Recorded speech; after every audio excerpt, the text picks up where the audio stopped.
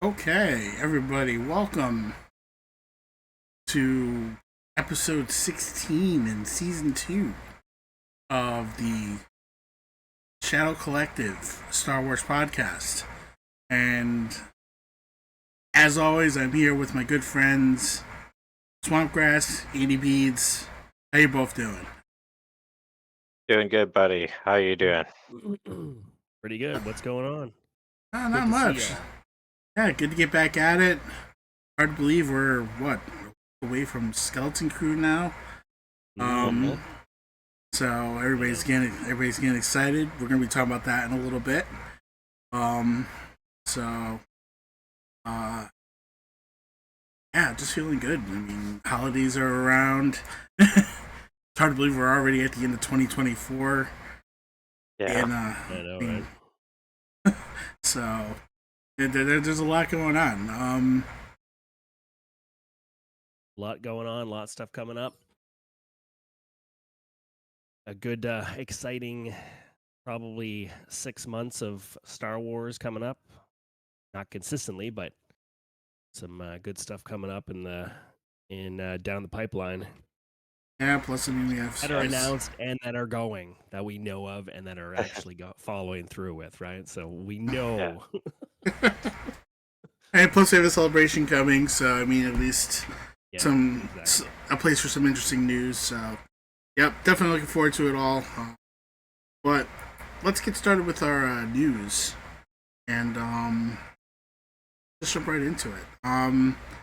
First story is going to be coming out of the Bespin Bulletin. And this is, keep in mind, this is from back the end of October. It's been a couple extra weeks since we've been on, so we can't say that this is 100% accurate, but to this point, I haven't been able to find anything saying otherwise. Yeah, just before we went live here, I was looking into it. Doesn't seem like there's much of an update, but the important thing is that this article is sort of correcting something that was reported before that I think we also reported on, which was that that the Star Wars The Mandalorian and Grogu was in fact wrapped when it actually wasn't. It was sort of a presumptuous headline that came from Puck TV or something like that. Puck News. So this is like them kind of correcting themselves and saying, yeah, it's not Puck News. Puck News. Yeah, Puck News. So correcting themselves and saying, yes, it is not in fact wrapped. It was just a misunderstanding. Oh, keep going, my friend. You've got this. You're rolling here. I just kind of like, I don't know, took over there. All right, so last week it was reported by Puck News that the next theatrical Star Wars were released, The Mandalorian and Grogu, the follow-up film to the successful Disney Plus series, The Mandalorian, had wrapped filming ahead of its May 22nd, 2026 release date. Many, myself included, the person who wrote the article, not myself, shared and credit the Puck News tidbit, which was part of a report that revealed the writer of the Daisy Ridley-led Star Wars New Jedi Order working title, Stephen Knight, from who also did Peaky Blinders, had exited the project, which was later confirmed by the Hollywood Trades. However, since I covered the news that Mando had wrapped, two sources reached out to offer some clarification on the situation. In the process of writing this article, Lateef Crowder, one of Din Djarin's stuntmen, shared a post in his Instagram story of him driving with stickers of the Mandalorian imagery and the word Bomdia on the screen. Though Crowder didn't outright say that this was related to work on The Mandalorian and Grogu. Perhaps this was Crowder implying that The Mandalorian and Grogu was still filming, and was Crowder's way of responding to the reports that the movie had wrapped. What I've heard from two sources is that The Mandalorian and Grogu could film until around December. One source outright said December, and the other said nearly 2 months. It was mentioned that many cast members had concluded work on the flick, and perhaps this is why it was thought that filming had finished. nobody has said this part to me. It's my speculation, but it's possible that on paper, principal photography has concluded, but filming is ongoing. Either way, The Mandalorian and Grogu is still filming for now. Again, this article is October 29th, guys. So, one source mentioned that the film had planned reshoots and regular practice and nothing for fans to be concerned with. I don't know if any of those reshoots are taking place during this period that runs until December or sometime after. Mandalorian and Grogu is now due to release until May of 2026, giving Lucasfilm plenty of time to shoot the flick and go back for pickups and reshoots. It was also mentioned previously that Pedro Pascal was expected to shoot scenes for The Mandalorian and Grogu later this year. Pascal has been busy filming Fantastic Four First Steps since July, and that film is expected to wrap in November or December.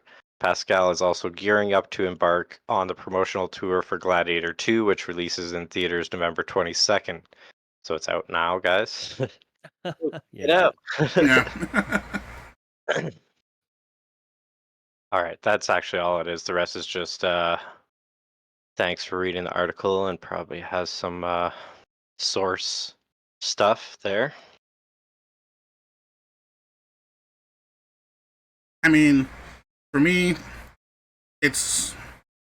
I mean, so they're still doing reshoots. Okay, I get it. I mean, there's not. If you still got stuff you gotta get done, you've got time. I mean, I'd rather hear that they're going back. They're shooting things they gotta shoot. They're doing what's necessary. Like they said, the movie's not coming out until May of 2026. So, if you're at a point now, if you're at a point right now where that's where you're making up for the mistakes, I mean, it's gonna give you enough time in post production. This movie should still be ready. I don't see it being an issue. Yeah. I mean, it's the one movie that we know is actually happening. So 100%. Yeah. they're not saying the movie's on the shelf. That's all I want to hear. The right or left. Yeah. Yeah, like you said, this is it's being, it's going to be coming out. We know that, and obviously now it's going into December now, so I would imagine Pascal is going to be gearing up to be doing some of his stuff, I would imagine, or like I said, like they got more time. Like he's a busy guy too. Fantastic Four, Gladiator 2 stuff. I'm not sure if they're doing the Last of Us stuff anymore. Like, is that stuff still? Is he still doing that, or is that has that been done? The season 2 stuff that's coming out, right? I'm Yeah, not 100% sure on that. I think that was announced that it was coming out, but I'm not sure any other details about it. All right, yeah. But anyways, I mean, go ahead. For me, there's not much about this. I mean, we're just a little behind with reporting it, I guess. But as far as we know, it's nice that they corrected the earlier report, I guess, on it being wrapped and kind of keeping us in the loop. But as far as I can tell, like it's still on schedule, and we're just waiting to hear more from it. Probably Star Wars Celebration, whenever that, not whenever, that's in April.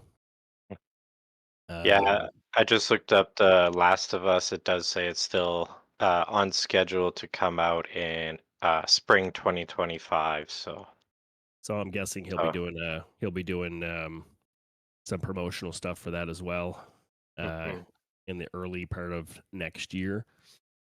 Yeah, you figure that play right in. Yeah, play right into Celebration. Yeah, he's a busy guy. So, but yeah, it just seems it's on track. So we're excited. I'm excited. We're excited for a first Star Wars movie. So yeah, exactly. At least we know this one's coming. So Okay. I mean, now that we're down to that one, I think we're pretty confident on that one, so that's always a great thing. Let's work into the uncertainties. Yeah. All right, and it's gonna start. It's gonna start here with a story out of Deadline, that we had gotten back on about November 7th, so 2 weeks ago. And basically, it sounded like a huge announcement at the time.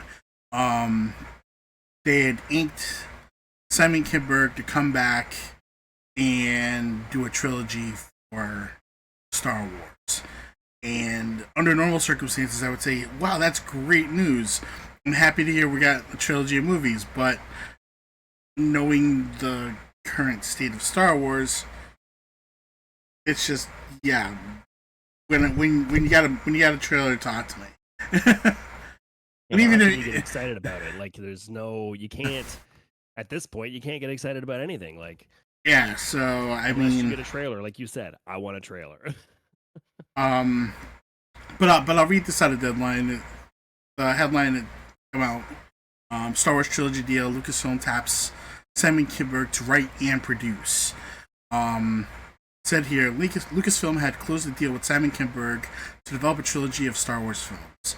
He'll write the trio and produce them with Lucasfilm chief Kathleen Kennedy. I heard this will comprise of I, as in the writer, of course, like Swampcrest said. I heard this will comprise episodes 10 to 12 of the Skywalker saga that began with George Lucas's 1977 first film, which, along with Steven Spielberg's Jaws, reshaped the global blockbuster game. Insiders disputed my intel that Kinberg will continue that storyline, saying this instead will be a new saga and sit alongside percolating Star Wars projects with James Mangold, Charmin Obaid-Chinoy, the name that will not be named, TW, and Donald Glover. As usual, Lucasfilm and Disney are not commenting. Says here, Kinberg previously worked with Lucasfilm in co-creating with Dave Filoni and Carrie Beck the Emmy-nominated animated series Star Wars Rebels that ran for 4 seasons from 2014 to 2018. He was also a consultant on Episode 7, The Force Awakens, the J.J. Abrams directed film that revived the franchise in 2015. He has also been heavily involved in other franchises as writer and or producer. That includes a decade spent on X-Men films and a Logan spin-off film that starred Hugh Jackman and was directed by Mangold. He was also producer of the first 2 Deadpool films, and executive producer of the blockbuster Deadpool and Wolverine. He produced Ridley Scott directed The Martian, scripted such films as Mr. and Mrs. Smith, and co-wrote the film that launched the Sherlock Holmes franchise with Robert Downey Jr. and Jude Law. It just keeps going through his accolades. But I mean, on paper, it sounds great because I mean, Kinberg has worked with Lucasfilm before. I think all of us were a fan of Rebels, so it's not that I don't think the guy's dialed into what Star Wars is. So if he was writing a trilogy, I wouldn't hate it. I think it's a great idea. He's proven he can do it, and I think he's one of the few people that could probably get through the rigors without having to listen to, oh, well, I don't like what you're writing, or creative differences, or anything like that. And I think that's a big bonus, but until we really see something at work, I just don't care. I hate them. It hurts me to say it like that. I know. I was thinking the same thing as you were reading. I'm like, I don't care really. Like it's yeah, he's got a great track record, and the one thing that I'm pulling out of it myself is the fact that he has done Star Wars before, and he has gone through the rigors of whatever he's gone through already, right? So I feel like if anybody could last, it would be him, right? Yeah. But again, yeah, like that's the only thing that's sticking out to me. Everything else is like I don't care. Like until there's, you could say he's got a deal and he started writing all you want, and it's just not right now. It's not even on my radar. Like I don't really care right now. Like Yeah. Yeah. maybe again, like they Yeah. bring it up at Celebration. Something comes up at Celebration. Okay, then we're kind of maybe we're on track a little bit, but probably not even close. Like Yeah. Yeah. At this point, it pretty much just means nothing, right? Like it's hard to believe until an empty something is promise. real. Yeah. The empty promise. That's Yeah. all Star Wars is now. Empty promises. No, we never get any of those. It's like somebody pinky swears with you, and you're like, okay, I believe you. Yeah, pinky swear. Okay. Yeah. I mean, Yeah. the only other thing I look at when I see this is, I mean, again, we see that he's worked Star Wars, so I'm positive on that. But he's also worked on X-Men, and while Logan was amazing, and X-Men 2 was amazing, I watched Dark Phoenix, and my God, I hope we don't get something like that for Star Wars, because we're in trouble if he's going down that path. But I would also argue that Logan is not great personally. Like the story's good and stuff, but the animation was particularly weird. but I think the story. I think it was a beautiful story. Yeah. I mean, it was extremely well written. I mean, if half of the sequel trilogy was written the way Logan was written, none of us would be arguing right now about what we thought of Star Wars. Yeah, it's true. The only other thing that kind of makes me worry is they're saying that this will comprise of episodes 10 through 12 of the Skywalker saga. Yeah, I think it's time to just let it go. I don't want to see any more. Yeah, that also seems more of a speculation that they added into. And I get it, but just on the off chance that they suddenly say, "Yeah, maybe we should go that route," please don't. But it seems like they're all it's all trying to. It's like everybody's trying to grab the, hey, we're doing the 10, 11, 12. No. We're doing the 11, 10, or 10, 11, 12. No. We're doing the 10, 11, 12, and everything's like, I mean, as we go on with these the articles, we're going to see like a few like, things, but it's just like everything's Ray, and I'm just like, I don't know if it's gonna like it's. I mean, is it gonna work? I don't know. Like, anyways, we'll continue after that, but it's just like, yeah. My thing is, and I'm just gonna throw just one random comment out. I don't care if it's all Ray. Just don't make it 10, 11, and 12. Yeah, I guess so. Let's start. I mean, if it's still part of the saga, though. Like you're using her, it's still technically a part of the saga. So, but I mean, people are gonna title it, and this is episode 10 because it's after 9. Like, you know what I mean?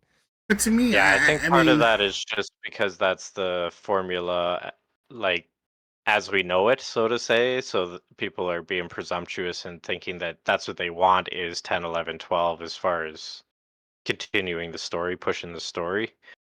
But I feel like that Ray movie, if that comes out at some time in the future ever, that might give us some clarity on where that story could be going too, right? Well, that's dependent. That's even still a thing with this happening now. Yeah. I mean, but my thing is, rather than worried about 10, 11, and 12 of the Skywalker saga, why don't we just start 1, 2, and 3 of the New Jedi Order? And hey, the Skywalkers existed. It happened. Their time is come and gone. It's time to move on and move Star Wars on. And you know what? People will probably get on board because we don't have to keep fighting back to Skywalker. We don't ever. I mean, just don't ever have her mention I'm Ray Skywalker. Just say I'm Ray. I'm Ray. Yeah. I mean, technically anything after that is going to be part of it, but technically, yeah, you don't have to technically say, this is Skywalker, right? Like everybody's gonna know, but you don't have to say it. I guess, yeah. I don't know. Yeah, I guess there's ways to do it. If the 1, 2, and 3 of the quote unquote New Jedi Order, I'm just spitballing. ends up being good, then maybe you have a 4, 5, 6, and maybe you make a new saga of the Star Wars story that can build on for something else, rather than everything having to always come back and link to the Skywalkers. Yeah. Yeah. Another way they could do that is if that new Jedi Order, everybody dies like Rogue One, and then we just start over with new characters. Which way? That would be awesome. Maybe that's the creative differences. They're like they feel one way, and all the writers want to kill all the characters.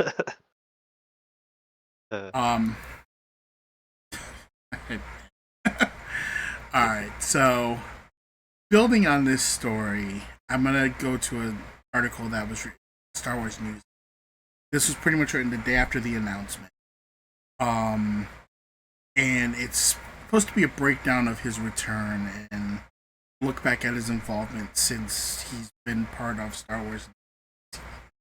It said on Thursday it was announced he'll be writing and producing a new Star Wars trilogy for Lucasfilm. These movies will chart a brand new path forward for the sci-fi space opera universe, as the Hollywood Reporter. And through Lucasfilm,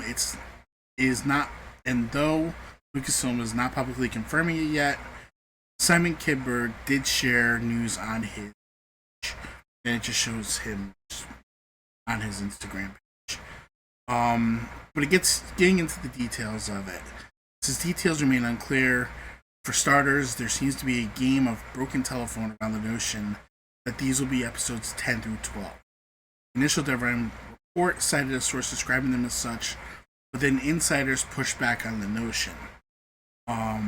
Boris Kitt from the Hollywood Reporter backed up the latter, saying these movies will not be branded as new entries in the Skywalker saga. God, I hope so. Instead, intent here is to have brand new characters in a new story, but not have it be a continuation. But that doesn't mean previously established characters can't appear. I don't see an issue with that. Right, that's fine, yeah. In fact, reporter Jeff Schneider covered the news, and we've talked about this guy before. Yeah. Apparently, he's got he knows the inside what's scoop. going on. He's got the in. Yeah. Said it's his understanding that Daisy Ridley will be coming back as Rey for these new films, in a role described as the Obi-Wan of the new story. A mentor from the previous generation, setting up a new wave of Force users. It sounds a bit like the description we were given for the new Jedi Order movie from director Sharmeen Obaid-Chinoy back in April 2020. That project was originally announced as taking place 15 years after the Rise of Skywalker, and would see Rey train a new generation of Jedi. Though that movie lost its writer earlier this year, Stephen Knight, it is still moving forward at Lucasfilm. In fact, Schneider understands that they have found a new scribe already. It's just not been reported yet. On the episodic branding, or lack thereof, of the new movie, Schneider added, based on what I'm hearing, I'm willing to bet that these 3 films will be positioned as episodes 10, 11, and 12. He doubled down on the argument, saying that it's been the episodic movies that people have consistently gone to the theaters to see.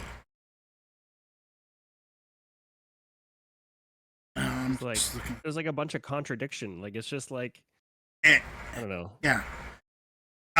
It's true that the previous trilogies did have better numbers than the one-offs, if that's what it's saying there. But I guess, yeah.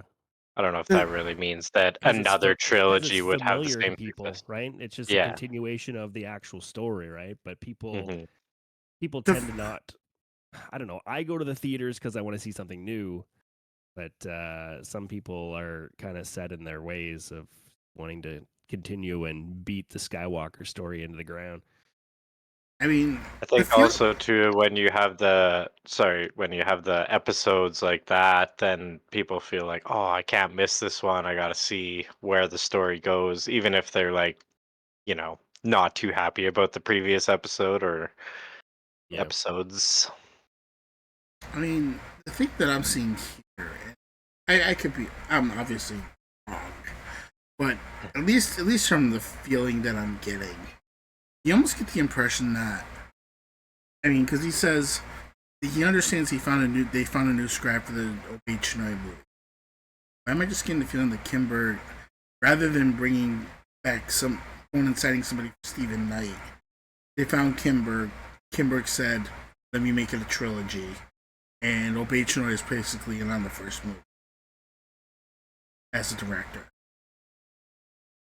It kind of makes sense with it being about Ray to some degree, but also, yeah, I don't know if that'd be a great idea. Because they're making it sound like there's 4 movies coming. Which, if you're going to have her starting to rebuild the order, and then suddenly we're going to come out with a trilogy where she's basically Obi-Wan, she's building the order. Why isn't it just a trilogy, and what does the 4th movie serve at that? Right. Again, I'm probably 100% off. And they're intending to make 4 movies, and we don't know what's really happening. But unless the 4th or like this first movie. Movies? Yeah. Well, I think obviously if it was that, like if it was 4 movies, then it would be a very long timeline. We'd be probably looking at like, 2030 and by the time this friggin' thing would be out. Like, yeah. But I think that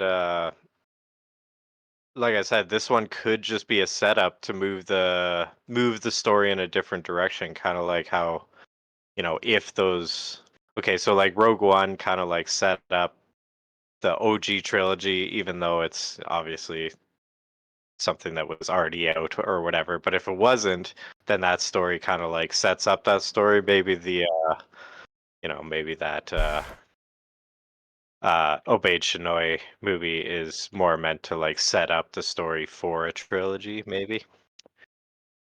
I mean, it's always a possibility, but I mean, I'm not seeing where it's going. Obeyed Shinoy is going to be dropped. I feel like she's just going to be like put on the shelf. That's what it's feeling like to me. Like Kinberg's going to get the green light, and Obeyed Shinoy, no, you're not getting it now. Like it seems like they're both fighting for the Ray thing. You know what I mean? Like, yeah. Well, I feel like I hope, okay, if they're gonna do this, like if they're gonna make a trilogy, I hope they learn from their mistakes, from having a different directors for each trilogy. You know what I mean? Like these people need to stick on to make a trilogy together. Like they all have to do the 3 movies. They all have to do whatever. Like I feel like if there's Obey Shinoy doing one thing and Kinberg's doing another thing, they need to be collaborating if that's the case. Like, yeah. I think to me the biggest difference though between the two of them is Obeyed Shinoy wants to make, like, she's an activist. She's a female rights activist. Yeah. She wants to make a movie about a strong woman and diversity and inclusion and all that kind of stuff. To her, it doesn't matter if it's Star Wars or not. It's just wants 2 different visions. She just wants that big stage to like bring women's empowerment, whereas Kimberg wants to continue the story of Star Wars. I think that's the biggest difference. Yeah. And yeah, no, I agree. I mean, yeah. If they can find a way to make it work, and everybody's happy in the end, and it's a good movie, then okay. But I'm not looking at it confidently, saying, "Oh yeah, they're gonna make this work." Because it just sounds like butting heads all the way through. I don't know if they have two different visions. Yeah. Right? Like Hindenburg is all for Star Wars and Obey Shinoy is not. So yeah. Yeah. So it'll be interesting to see how they can try to make it work, but I don't know. But either way, I think ever since Obeyed Shinoy came on that project, I've been very like nervous about what kind of product is going to come from that. Like the same way as LH. Like, yeah, just a very non-Star Wars person handling a Star Wars project, Yeah. So, yeah. Scary. Scary. But I think that just works me into the next story, which is also based out of Star Wars Newsnet. Basically came out that same day that information on Kimberg came out, and it's a list basically of all the movies that have been announced and are technically dead but not officially dead. So here we are once again. We're at Simon Kinberg's recently announced trilogy of Star Wars movies represents the 8th big screen project, which has officially been announced to be in the works at Lucasfilm and not yet canceled. Within this context, we thought it'd be a good idea to recap where things stand with the Star Wars movie franchise. This should be interesting, right? And rather than read through all their stuff, I'm just going to just say go to the list. Actually, no. I'm gonna read this here real quick. It says a list includes all doors that remain open at the company, chronological order of their announcement. It does not, however, include projects like David Benioff and D.B. Weiss's series of movies, which is officially dead, or Josh Trank's ill-fated Boba Fett movie, which was also frozen in carbonite. The list of filmmakers that have come and gone at Lucasfilm may be addressed at some other time. You may also notice 2 omissions. The first one being Rian Johnson's trilogy, which was announced 7 years ago. 7 years ago. That's crazy. Like, and even though, when pressed, both parties insist that it still may happen, lumping it into this list would be straight up delusional. I'm surprised they're both still saying that. Oh my gosh, that's crazy. That's wild. Also not mentioned is Patty Jenkins' Rogue Squadron. The director said earlier this year that she's still developing it for Lucasfilm, but the fact that the company didn't respond to those statements when asked by the media puts it into question. Jenkins is now working for Universal on a new live-action Lego movie also. If you believe Jenkins and think Rogue Squadron may still happen, you may add that as a 9th entry. Let's make it a baker's dozen, guys. Yeah. What else? Well, I mean, if you want to count each of Kinberg's as a separate project, let's go. Coming in, man. All right. Join the group. Well, look who starts it off. All right, so we're gonna start with. I'm just gonna say the name. Let's just get it out of our systems now. Oh my God. Taika Waititi's untitled Star Wars movie. Okay, As first reported in January 2020 and officially announced in May of that year, Taika Waititi is writing and directing a Star Wars movie for Lucasfilm. A project that, despite the filmmaker having engaged in many other ventures since then, both parties insist is still happening. Waititi has spent all of 2024 working on his Clara and the Sun movie for Sony, so the last update we had on his Star Wars movie was from late 2023, when he said the script was still not finished and he'd get around to working on it full-time soon. You'll probably learn more about it once promotional campaign for Clara and the Sun kicks off and he's out and about doing press junkets. Unfortunately, this past week, and I forgot to put it in here because I just realized that I forgot to put it in here,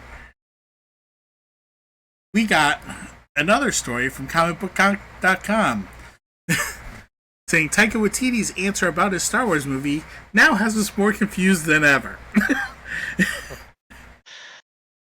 Yeah, he's basically saying, "Oh, I'm always working on everything at all times. I always just say yes to everything. I got a billion different projects in my head. I can pull them at any time and blah, blah, blah." So anyways. So this story coming out of comicbook.com, don't worry, we're going to get back to the other story in a minute. But this one here says, filmmaker Taika Waititi entirely revived oh my god. Let me start over. Filmmaker Taika Waititi entirely revived interested in Chris Hemsworth's Thor with 2017's Thor Ragnarok. This is a sentence I'm reading, right? Who wrote this? I hope so. I mean, well, I hope not. Wow. If this person's a writer, then they probably shouldn't be writing. Like, okay, resulting in Lucasfilm announcing in 2020 that Waititi was set to develop a movie for the Star Wars franchise. More than 4 years later, there have been no updates on the project, and Waititi personally addressed the status of the project in a recent interview.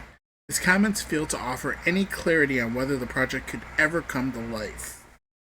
Essentially, he confirmed that the project wasn't necessarily dead, as he's had projects undergo substantial delays, only for the opportunity to make those projects present themselves. What was ever alive? What is death? I think that's pretty much where I could stop this entire thing right now and just say, this guy is just a walking trail of bullshit. And if we do get this movie, 2045, and nobody's gonna care anymore. Like, it's gonna be about friggin' colorful backdrops Ewoks and or something. weird looking, I don't know, like things Yeah, that he creates, and like they're all gonna be talking like Australian and New Zealand, and like it's just gonna be garbage. Yeah, he's just like an abstract artist. So like, yeah, if he does eventually finally come to fruition with this project, we can expect it to be very bizarre and Yes. abstract. Star Wars movie on cocaine or something like Yeah. I mean, unfortunately, there's just nothing here that gives me any impression that this story will ever happen. So, it's just gonna stay on the shelf. I don't, like I said, I don't need to read any more of that story. I think the rest of it pretty much spoke for itself. No, I think that movie is going to be the shelf, and then everything else is going to be put on top of that. You know, it's going to be drilled to the wall, and everything else is going to be on top of it. It's fair. I hope so. All right, so going back to our list of projects that are on the table, we have, again, Obey Chinoy's New Jedi Order. It says, this project has been reshaped a lot. It was first reported in March of 2022 as a Damon Lindelof written Star Wars movie. Later that year, trades got wind of Miss Marvel's 2-episode director, Charmaine Obey Chinoy, having been tapped to direct it. Lindelof left the project 6 months later after submitting his and co-writer Justin Prick Gibson's first draft, which reportedly focused on an elder Rey as the mentor of a new generation of Jedi. Lucasfilm by then had decided to shift gears and bring back Daisy Ridley to play post-Rise of Skywalker Rey. Stephen Knight was brought on board to write, and the project was announced at Star Wars Celebration Europe as the next theatrical feature film for Star Wars. Everything changed after the dual strikes that summer. Oh, that's right, the strikes. Actor strikes, okay. Writer strikes and actor strikes. Writer strike, yeah. Though Knight kept writing the script for many months, Lucasfilm changed their priorities. Perhaps because the story was not in the place they were hoping for in order to start shooting. A few months later, this past summer, Knight dropped out to focus on his Peaky Blinders movie, which started shooting in Birmingham, UK, in September. Lucasfilm started searching for a new writer, and apparently one has been found, though their name has not come out yet. I still think it's Simon Kinberg. More empty promises. Yeah. Yes. Daisy Ridley recently said, too, that she's very excited about the new plan for the film. I don't know. I've seen nothing that says that. No official name has been given, but we're referring to it as New Jedi Order as a working title, which may or may not stick in the long run. It references the name of the area that the film was announced to take place in. I think we've talked about. Then we also have Sean Levy's untitled Star Wars. Deadline reported in 2022 that Sean Levy, who recently directed Marvel's Deadpool and Wolverine, had signed on to direct the Star Wars movie for Lucasfilm. Though the company hasn't officially gone on record about this, Levy himself shared the news and has publicly discussed the movie, as well as confirmed the fact that Jonathan Tropper is working on the script with him. Details on the story remain certain, but rumor has it that it may involve the character of Rey also. For now, take this part with a grain of salt, but the director did say he was approaching the project with actors in mind. With a writer attached, Levy's Marvel commitments behind him, it's possible he'll shift his focus to Star Wars sooner rather than later. He's an executive producer on the last season of Stranger Things, as well as the director of one of the episodes, which may have had him busy after Dead. Can I just throw something out there before I go any further? Yep. Okay, so now we've got this Levy guy talking about Rey. Sean Levy. Sean Levy. Got Obey Chinoy talking about Rey. Kinberg is now on to do a trilogy with Rey. Kinberg has a history of working with Levy in Deadpool. Mm-hmm. Could it possibly be that, again, spitballing idea, is it a possibility that at Celebration, all of this is going to get condensed down into a Simon Kinberg written New Jedi Order trilogy? Obey Chinoy is going to direct one, Levy's going to direct another, but it's all going to be written by Kinberg. I mean, it's a possibility. Like that could be. Yeah, that would be a good reason to keep the writer's name under wraps. The new writer that's so secretive. I mean, the only reason I'm starting to go in this direction now, just thinking about it, is because everything here's connected. Everybody wants to involve Rey and everything. We can't have 6 potential movies of Rey. Because nobody's going to go watch 6 of them. Unless everybody loves Rey, sorry. It's their favorite. Yeah, but if you tell me there's a trilogy about her starting the New Jedi Order, okay, I can at least get on board with the idea. There's potential there. It doesn't have to. It could still be written by different people. It could have it be a different type of story, and it could work. But the way they're splitting it all up now, it looks like we got 18 separate movies. They all involve Rey. Yeah. 27 different writers, 36 different directors. And at the end of the day, we're going to find out this is all condensed down to just one trilogy. And all these people are technically in place to do these things. Am I off in my possible thinking here? Well, I mean, it's a total, it's totally possible, like you said, like that they're just trying to throw everybody off, as Star Wars likes to do, and just keep everybody thinking that they've all lost their minds over there. and then come Celebration, they're gonna like, okay, we're gonna let you in on some stuff. I'm hoping. Yeah, that would be a nice surprise, from all this crap that's been going on. Okay, here you go. Here's what's really happening. Nice surprise. But who knows? Like, they could still be off their rockers, but yeah, we'll see, I guess. But that's a good theory, though. I do like that. I mean, well, I'm just gonna put that one aside because if that comes to pass, let's mark that down. Okay, we did this. This is the theory that we had for this, and see if it ever happens. Yeah. Yeah. But and they did already. We had previously where they pushed back the potential release date of whatever the next movie after Mandalorian and Grogu is till 2027, right? Something like that. Because we were originally gonna have 2 in 26, right? And that was gonna be the Mandalorian, Grogu, and potentially this Rey one or whatever. And then now it's like the Mandalorian, Grogu, and then whatever in 2027. So yeah, it's lots of time for them to change their minds and do all kinds of different ideas. So we'll see. Yeah. We'll see. We'll see where it's going. But continuing on the list, the next one would be Dave Filoni's New Republic era Star Wars movie.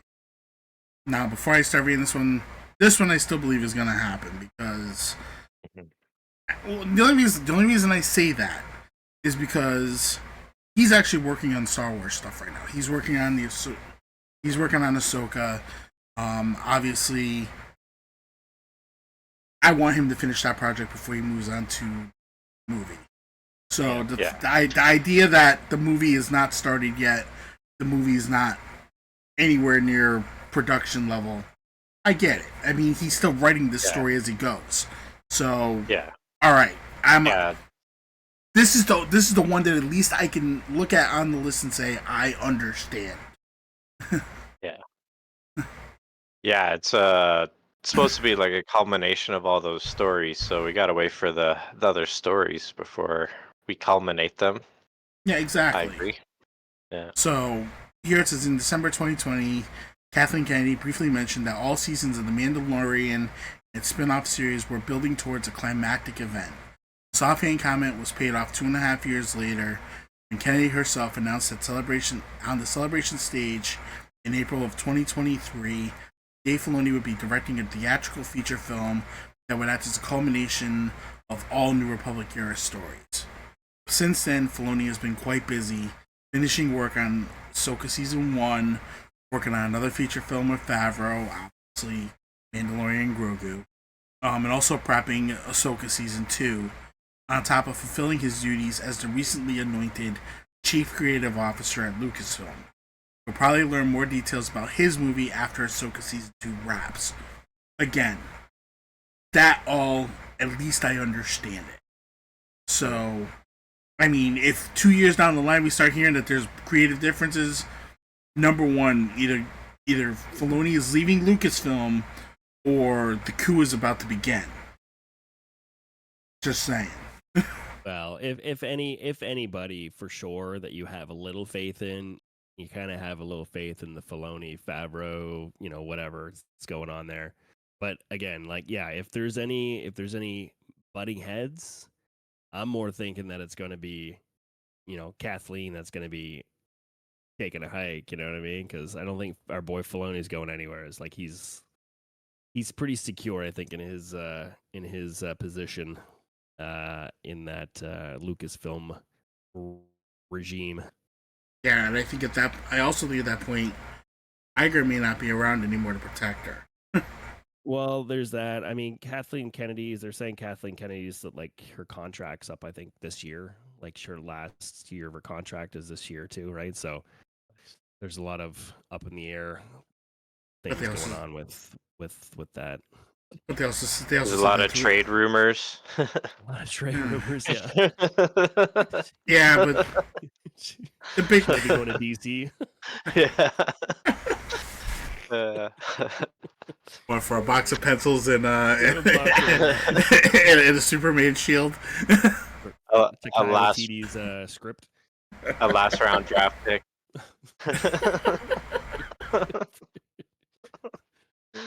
Oh God. Oh boy. Anyway. All right. So moving on.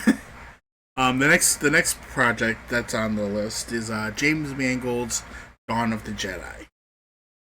Says here, James Mangold's Dawn of the Jedi was the third movie announced on the celebration stage in 2023. Dawn of the Jedi remains as a working title, may very well be changed later on or not. It references the time period it will be set in 25,000 years before the Skywalker saga. Will follow the story of the first Jedi. Says here, Mangold is currently busy finishing his A Complete Unknown Bob Dylan biopic for Searchlight and will start working on Star Wars full-time next year. But the ship is being steered by Andor writer Bo Williman, who is co-writing the script with Mando. No further details have been provided, but this seems to be the second project furthest along in development. And there is a rumor that just came out this week saying that they have pretty much said he's going to start filming. Well, and this is one of the ones I believe too, because I mean you have Andor writer, right? Who's proven already, like, and Mangold, right? So I a part of me is just going, I feel more like this one's going to come off the ground than some of the other ones, right? So Yeah, and we haven't heard of like writers getting fired from it or anything like well, that no, I too, mean, right? like But Bo Willimon, he's already had a Mhm, track record with Andor for 2 seasons, right? So there's mhm. no, he already knows the ins and outs of what they need to do, right? Or what he can and can't do, I guess, with the the KKs and the whatever. Like Yeah. well, he knows the Star Wars. I'm not gonna. he knows his Star Wars. That's too right. So That's it. He knows the Star Wars. Main goal is show me he can make a good move, a damn good movie. right. And yeah, the only reason he's not working on it is because he's finishing another project. So Right. we haven't heard anything about creative differences, problems with the writing, and there shouldn't be because you're going back 25,000 years before the Skywalker saga. So you could pretty much develop this movie however you damn well please. And if you're working with Filoni on this, basically you're developing Jedi are. So you get to actually, yeah, you have nothing holding you back. I mean, you don't have to sit here and say, well, but when Luke Skywalker said this, we can't have that in this movie. It doesn't matter. You're talking 25,000 years before. None of it matters. But you still have the other guidelines, like the what Andy was talking about, like the KK stuff with it, where it's like, oh, but we had 40% white males. We need to change the demographics Yeah, and that's what I'm talking about. But all this kind of nonsense, right? But God, I really hope it doesn't come to that. God, I hope it doesn't. That's what everything comes to. that's what all Where- yeah. And you're right, but Yeah. it doesn't need to be. No, I hope not it at all. doesn't. I hope it doesn't. No. Yeah. I just want a good damn story. Write a good story, hire the actors that deserve the parts, and we could have magic. We could have Mangold. Star Wars Mangold. I mean, not for nothing. Not to mention, if Mangold makes a damn good Dawn of the Jedi movie, hell, bring him back. Let him play around in that time period. Yeah, make that a trilogy. Yeah. Oh, I can see that being a thing. That Yeah. definitely 25,000 years. You Yeah. have so much space. There's so Mhm. much room. You can put I so mean, much stuff there. You don't even have to make it a trilogy. You could start at 25,000 years, suddenly 20,000 years. You could come back now. We could start hitting the Old Republic. Mhm. I mean, mean, it could lead into the Old Republic. That's the thing, right? Like if Yeah. if it goes the right way. Yeah, so yeah, I best part of this is I have faith in this one. I would give this one at least an 80% chance that this one can go. I'm above 75. Yes, for sure. 75% and above. I would say there's a 100% chance if this launches and the Obeyed Shinoy movie launches that this one will be a bigger success. Absolutely. I think so. Okay, 100%. and that's gonna bring me to the next project, Donald and Stephen Glover's Lando movie. Before you continue, I just want to say this one sounds really fun. Sometimes with Star Wars, we get too serious with what's going on in the stories, and this one just sounds so fun. This one has to be fun. It's gotta be. It's gotta be fun. Kathleen Kennedy, she's gonna make it not fun, but we have to make it fun. Well, she made it not fun for the last guy who was gonna make this, and he's still Right. crying today. So Yeah. Yeah. but Check out his Twitter. all right. Well, all right. Moving along here. This remains perhaps the biggest wild card of all 8 movies. Lando was first announced by Kathleen Kennedy as a live-action series back in December of 2020. In the summer of 2023, however, it was first reported that showrunner Justin Simien still crying in his bed right now, was no longer attached. That Donald and Stephen Glover were taking over. Stephen Glover later dropped a bombshell. It was no longer a series, it's a movie. Da, da, da. Since then, there's been no development news. Da, da, da. Donald Glover recently said goodbye to his rapper persona, Childish Gambino, perhaps leaving an opening in his schedule to work on Star Wars, especially after his FX series Atlanta wrapped last year. But no one is talking about it, with one exception. A few weeks ago, during the promotional campaign for Childish Gambino's final tour, Glover acknowledged having creative conversations with his brother about Lando quite often.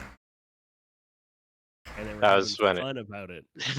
that was when he Yeah. had the quote of saying like 14 times in a row about how he wants this movie to be fun and how Star Wars is sometimes too serious, and just loop that probably about 14 times, and then You know, that's the quote. they've probably cut it into like this music reel and put it on YouTube Yeah, by now. that might be his like a Probably a new exclusive song on his final tour. His final single, it fun. definitely had a fun. it definitely had a chorus there, so yeah, I could see it. So would I want to see this movie? Yeah, because I think it actually would be fun to watch this movie. Do I see this movie ever happening? No.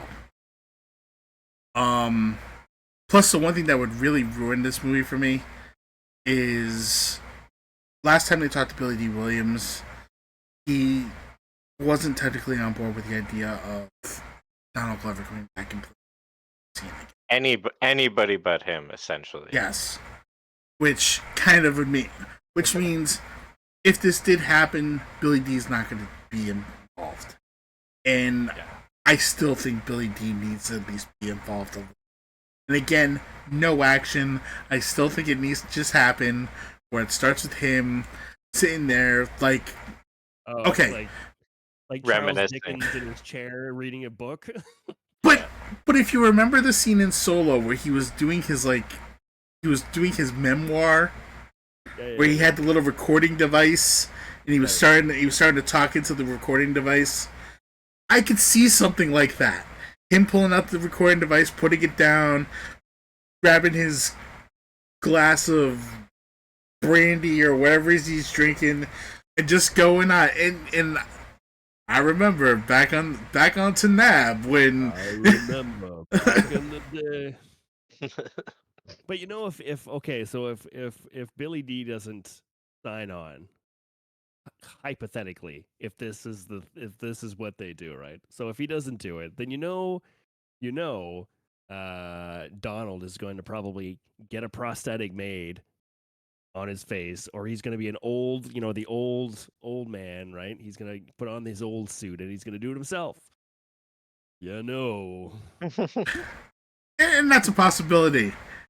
Could be. And that might still be funny as hell to watch. But it just wouldn't be as that authentic. Actually, have a Billy D in the chair, just saying. Back in my day when I was.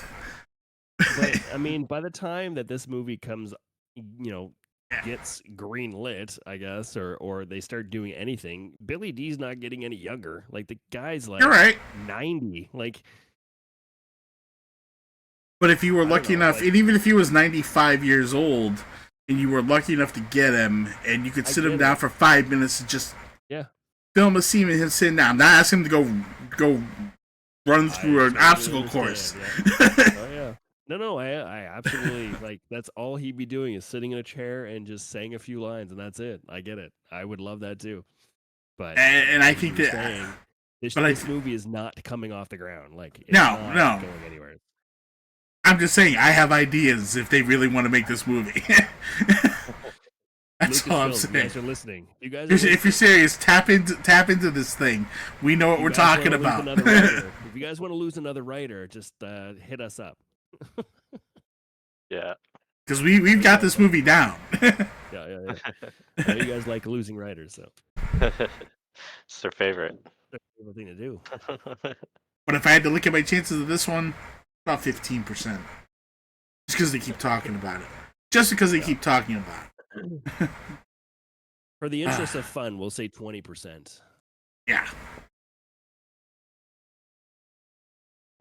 Obviously, Ms. Songgrass doesn't want to say anything. Alright, moving on. Yeah.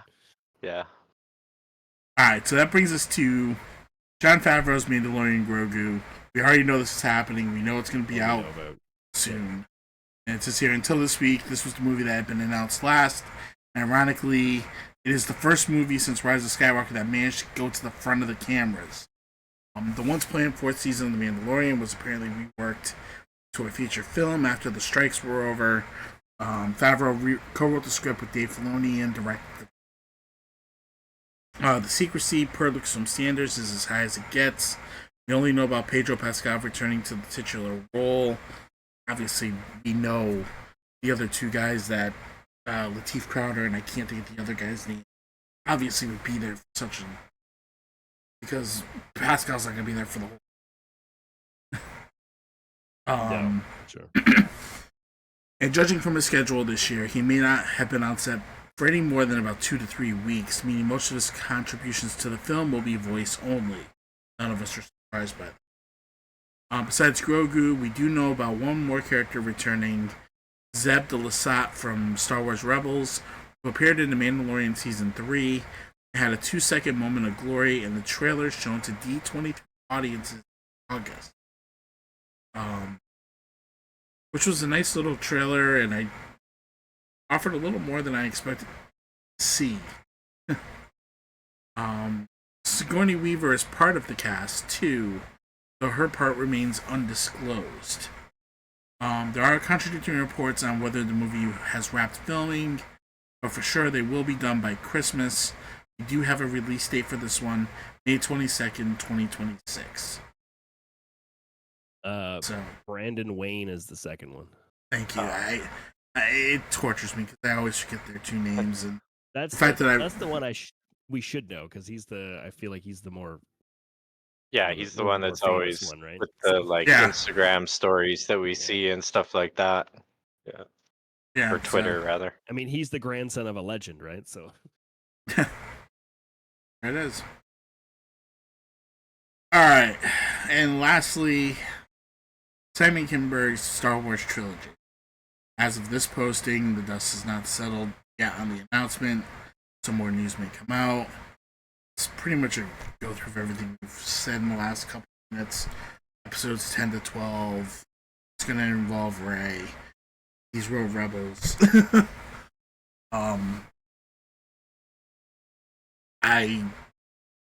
It could happen. It could not happen.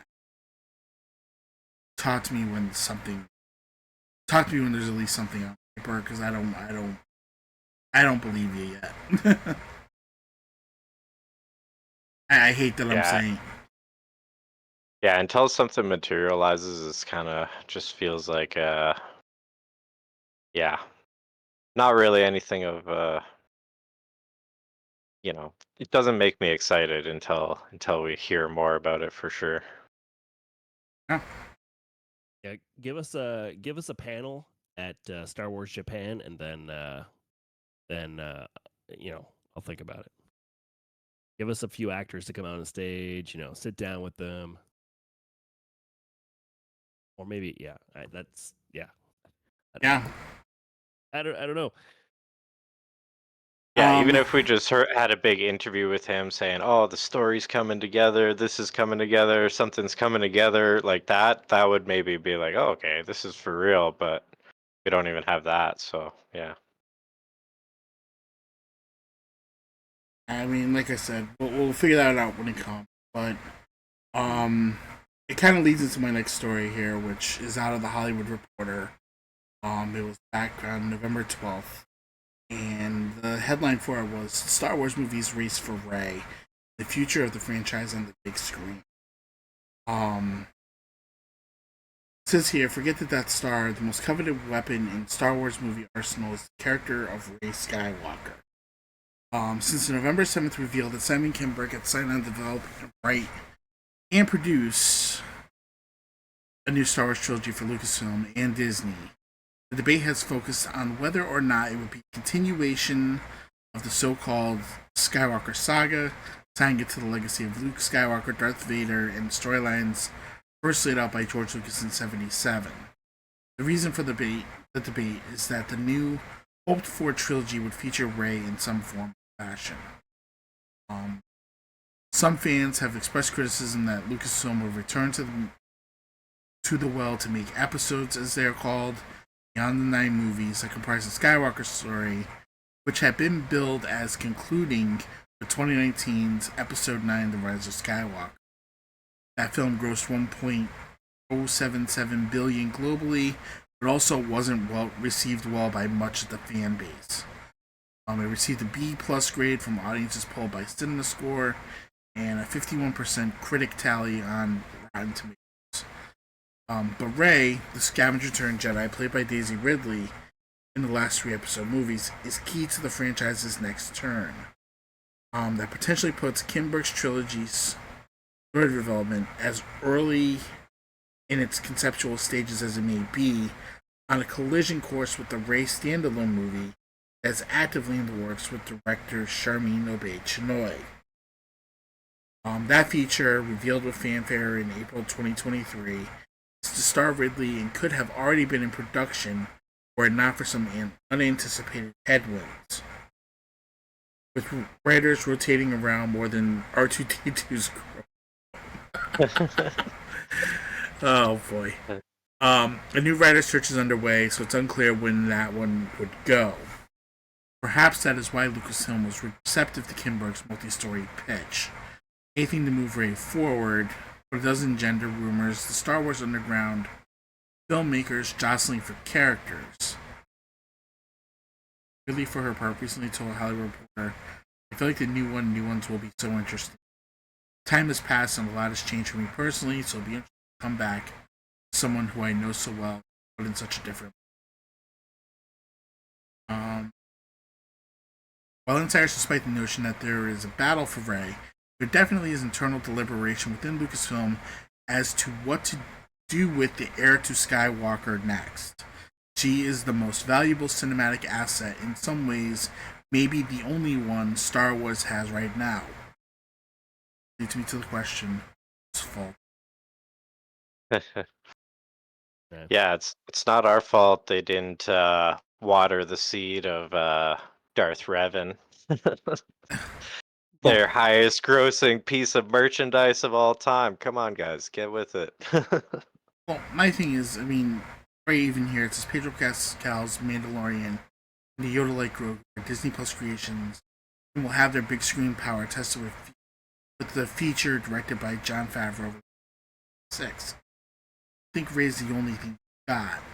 But the thing that you did have was Skywalker, Princess Leia, Han Solo.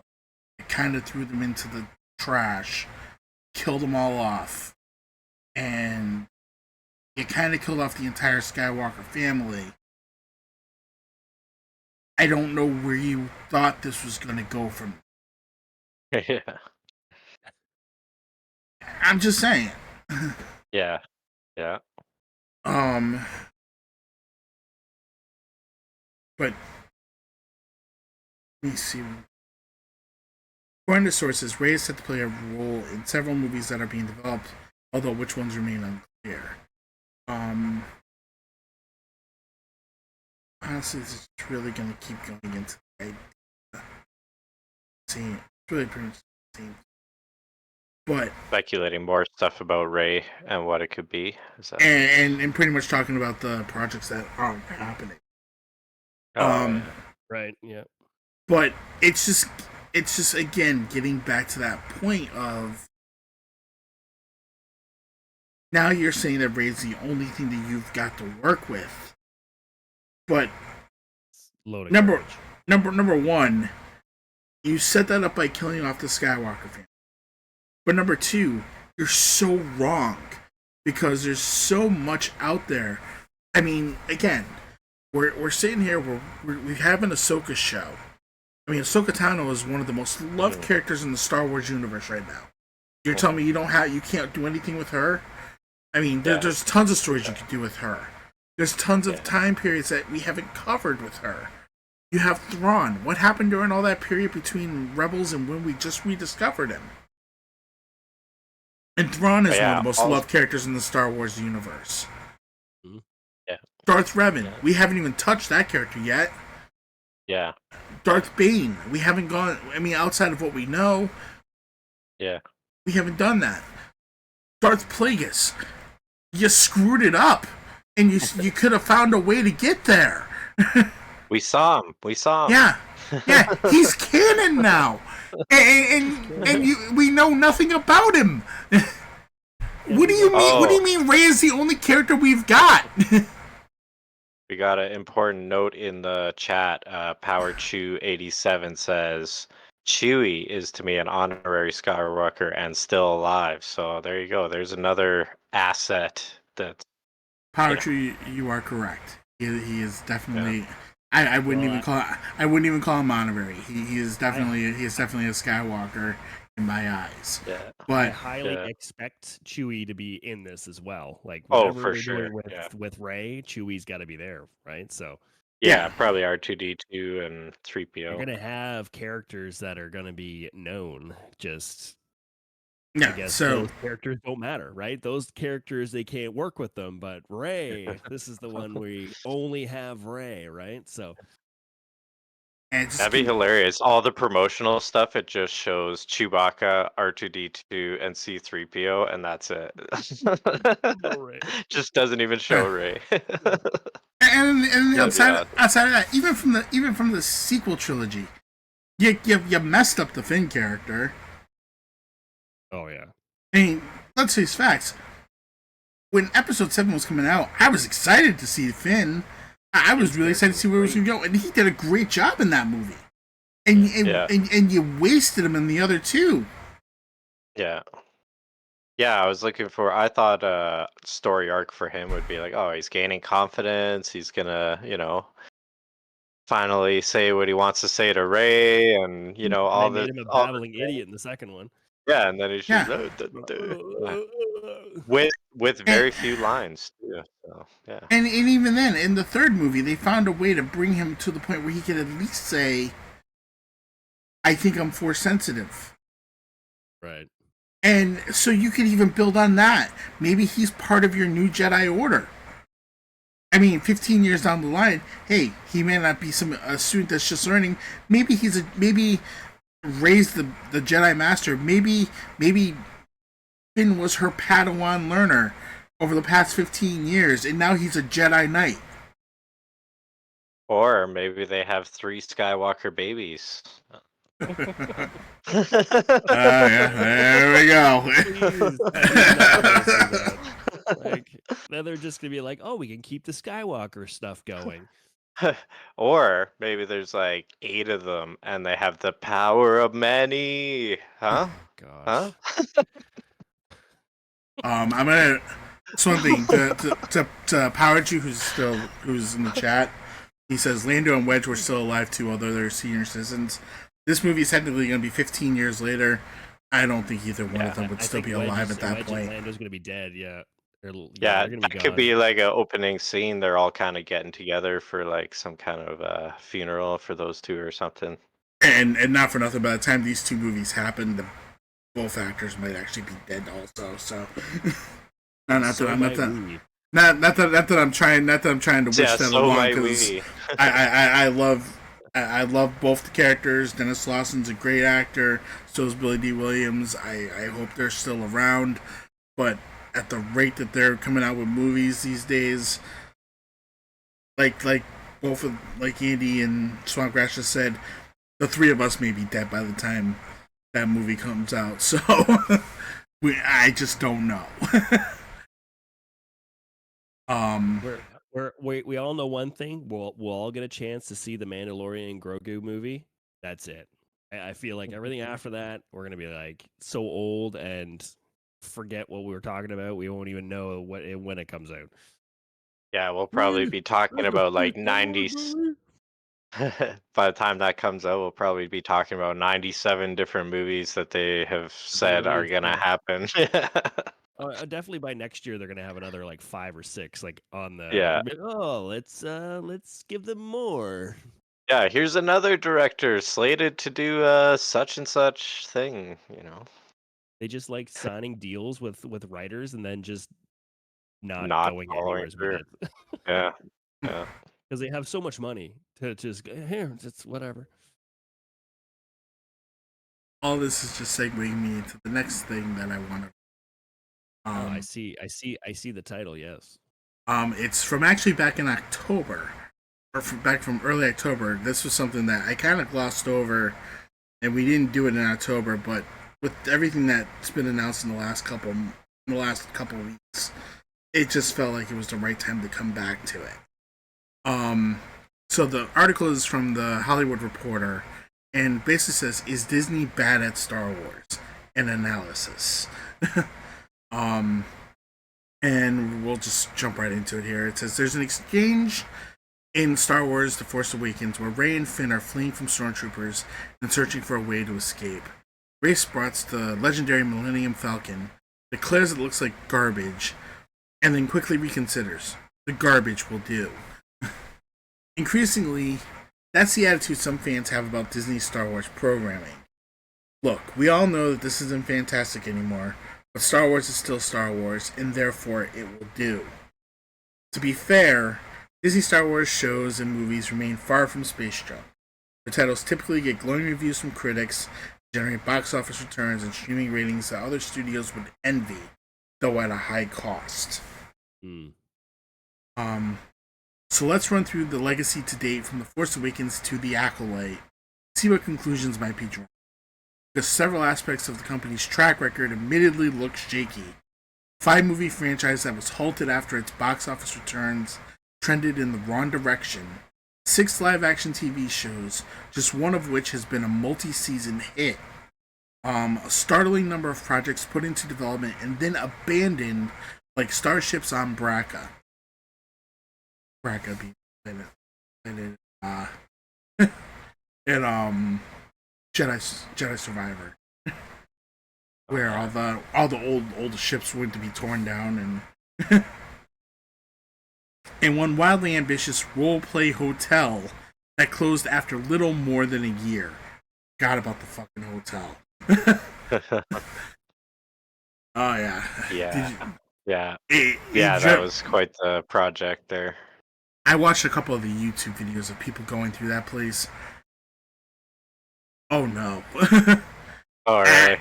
Yeah, and I still remember the day it was announced. I was like, holy shit, a Star Wars hotel? That sounds awesome. Yeah, How I remember much? you being excited about it. And How much? Very expensive. How much? $3,000 a night? Get the fuck out of here. Yeah, that's crazy. So, yeah, that's pretty much how that turned. Excuse me.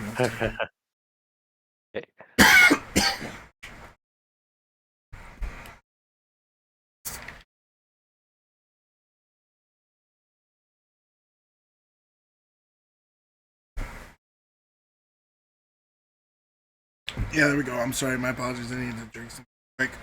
It's all good. I was gonna continue from where you left off, but I actually wasn't following along, so I can't find it. Nah, that's fine.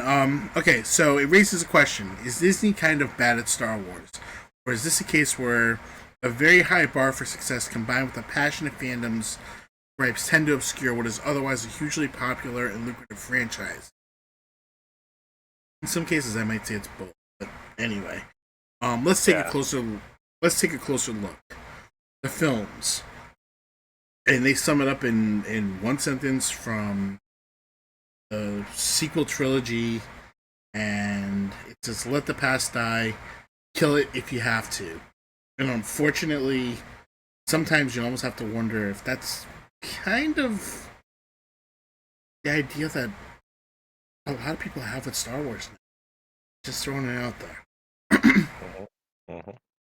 It says, after buying Lucasfilm from George Lucas in 2012, Disney relaunched Star Wars as a franchise trilogy in 2015 with director J.J. Abrams' The Force Awakens. The film was an absolute blockbuster, yet surprisingly, as it turned out, problematically, the studio did not have a firm creative plan for the next two films, at least not one that was followed. Sorry. Rian Johnson's 2017 sequel, The Last Jedi, took the story in a different direction that many loved and many didn't. Dan Abrams returned with 2019's Rise of Skywalker, tried to push the narrative closer to his original intentions. Comedians learn in improv class to always say yes and to any idea introduced during a show, no matter how challenging. The studio and Abrams' reaction to The Last Jedi was more like, no, actually, let's see, Rey is a nobody, no, she's a Palpatine. The result was a trilogy that's a mishmash, dueling creative visions. Lucas took a similar I'm making this up as I go approach to his original trilogy, but it's far easier to maintain a saga's cohesion when all the films are led by the same person. Mm-hmm. And I agree with that.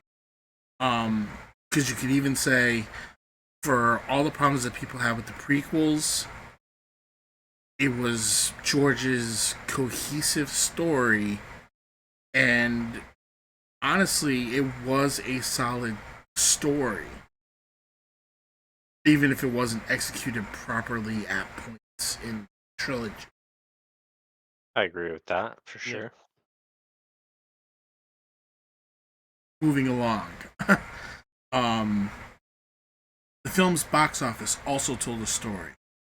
At a time when Disney's Marvel movies kept breaking new ticket sales records, Force Awakens made an extraordinary $2 billion worldwide. Jedi... Oh, good lord, they come the names here. The Last Jedi dropped sharply to a still huge $1.3 billion, and then Rise of Skywalker made $1 billion, which is, still $1 billion. Jeez, like that. These are incredible numbers for any film, but they were going the wrong way.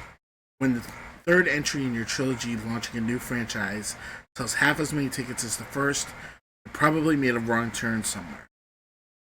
Around the same time, the studios experimented with two standalone titles. There was 2016's gorgeous-looking and compelling-looking, if wildly uneven, Rogue One, earning $1 billion. Film whose reputation has improved since it was released. In 2018's widely panned Solo, which made it disastrous for the franchise, $393 million. A film whose reputation has not improved since it was released. Both had behind-the-scenes drama and reshoots that saw the original directors replaced during... After Rise of Skywalker, Disney paused making big-screen Star Wars movies altogether, but continued to announce new films in development from top creatives. The list of well-known writers and directors who have come and gone is comically long.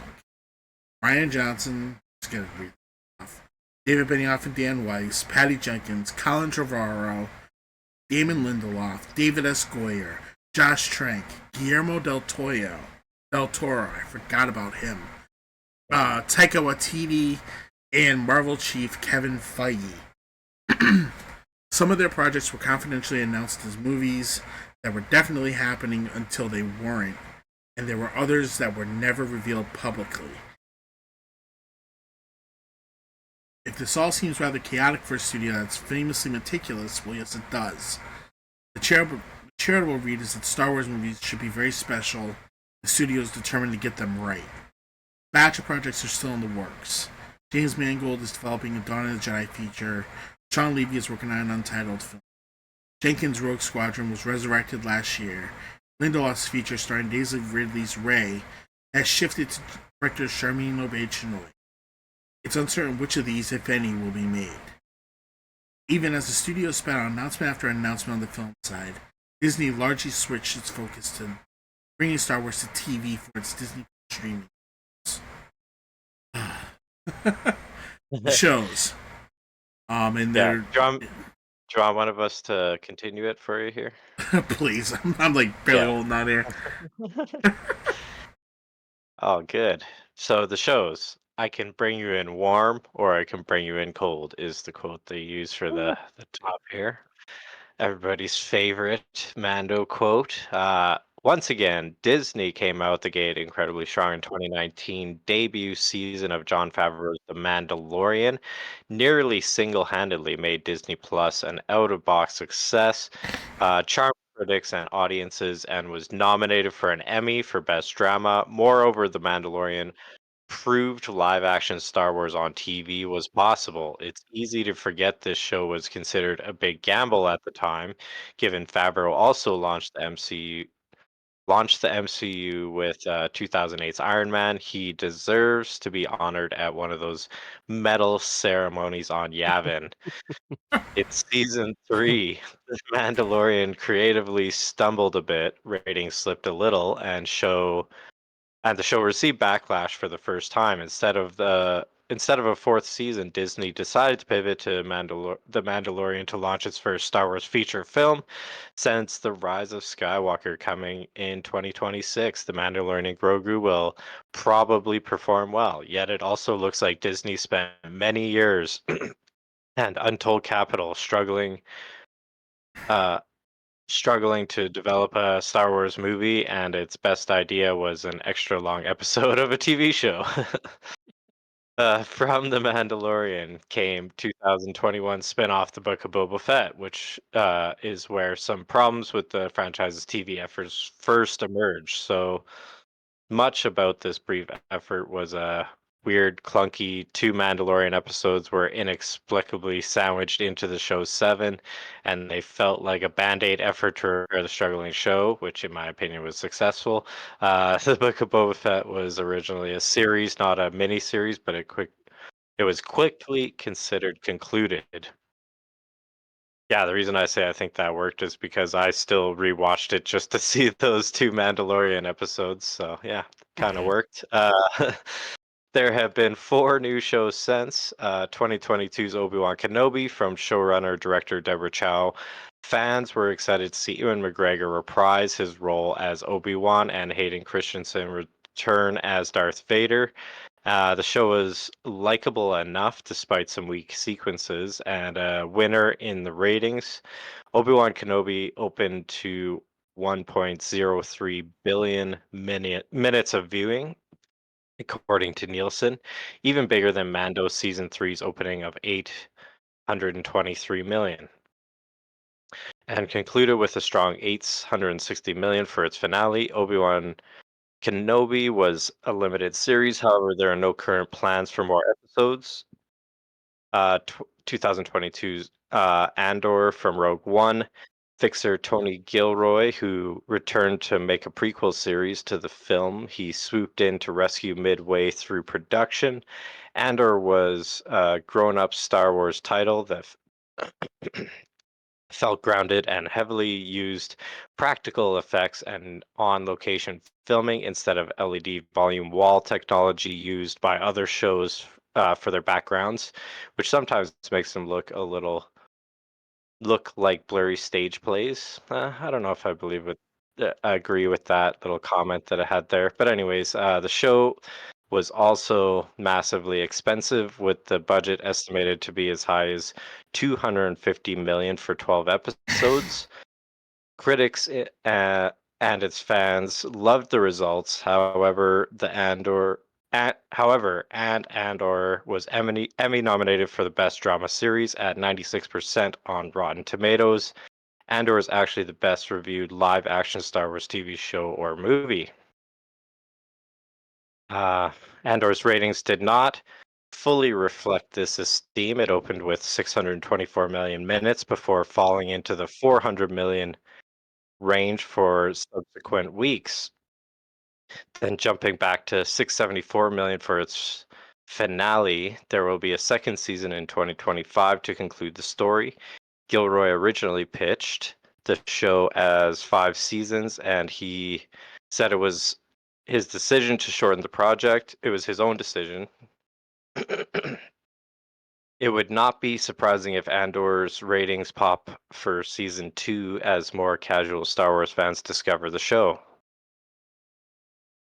2023's Ahsoka from Clone Wars mastermind and Mandalorian co-chief Dave Filoni, now in the live-action driver's seat for the first time. The show received positive reviews, 86% on Rotten Tomatoes, and a somewhat mixed reaction from fans.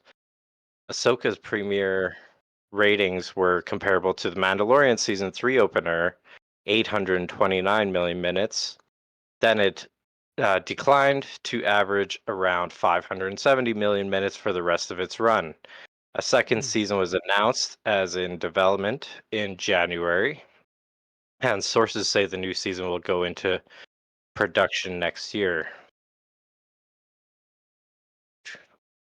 Oh, we 2000. now.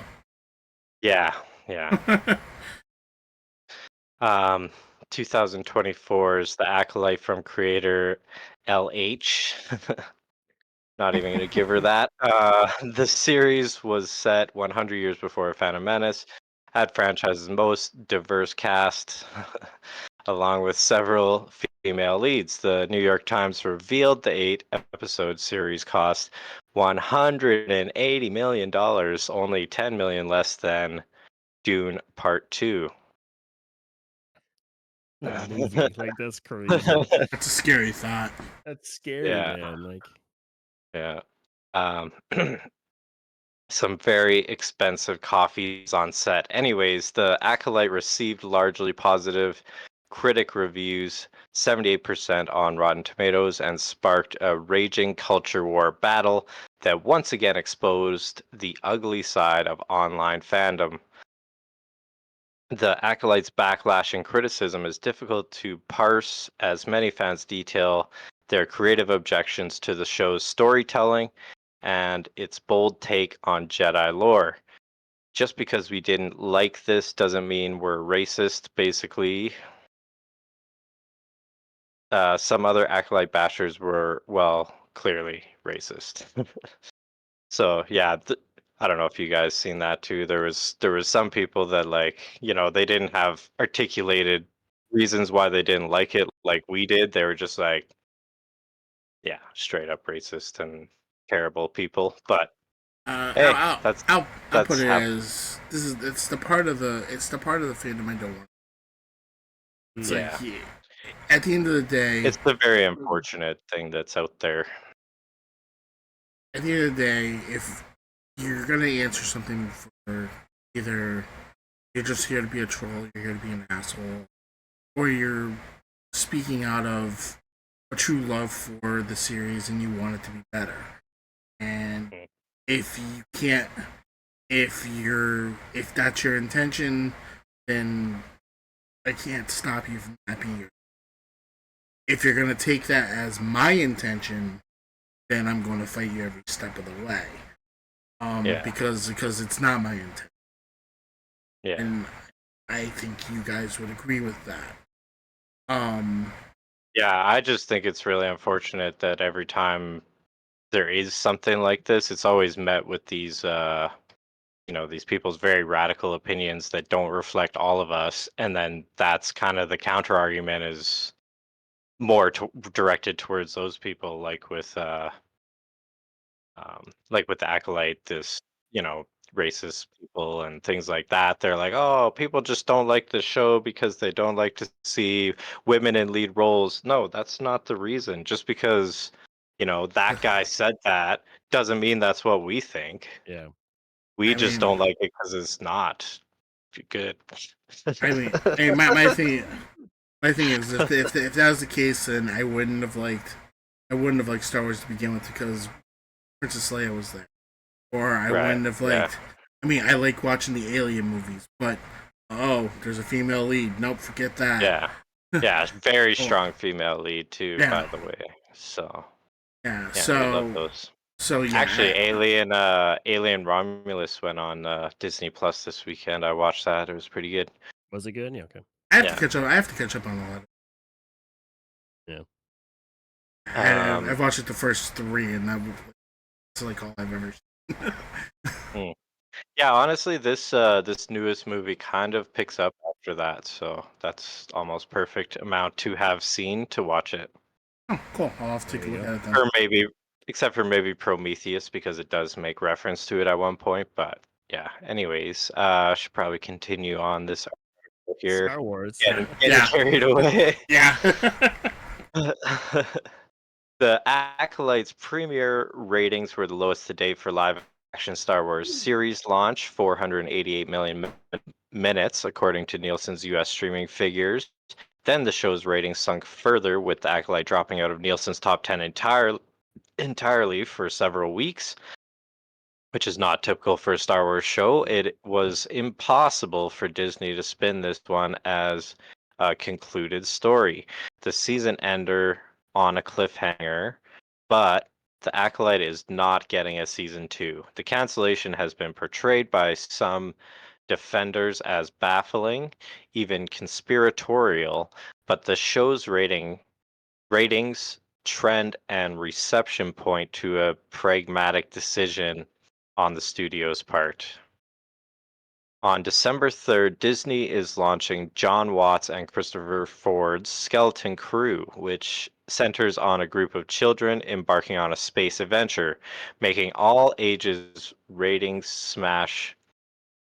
Making an all ages rating smash is difficult nowadays, so having Skeleton Crew focus on kids, like Andor is targeting to grown-ups, might be a smart play. The creators have strongly suggested the show will be another one and done limited series, but Lucasfilm is considering Skeleton Crew a series, unless its ratings decide otherwise.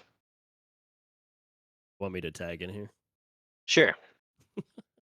Oh, but one thing I want to say before we Okay. move on, just on the general topic that we're talking about, is Disney bad at Star Wars? I just want to say at one point I watched this thing about how they're not good at lightsabers specifically. If you look at lightsabers and the way they interact, everything that came before Disney, it's like dismemberment, death. Like there's no in between really. You get hit with a lightsaber, you're done. But then with Disney, we see, you know, Finn getting like full body cut by a lightsaber, and he just Yep. gets like a scratch on his jacket. So things like that, kind of, I would say they are bad at lightsabers for sure. And how many Yeah. people have been stabbed the Stabbed exact and same way not as dead. Qui-Gon Jinn? Yeah. Exact Yeah, same way as right. Qui-Gon Jinn, Yep. and they're not dead. And Yeah. they're not So dead, right? Like, yeah. yeah. So Yep. anyways. All right. Tag, I'm it. Okay, All looking right. ahead. Looking ahead. We have hope. Rebellions are built on hope. So that's 6 live action shows in 5 years. Just one, The Mandalorian, has been an outright hit with critics and fans and has delivered a multi-season run, which is the traditional model for TV success.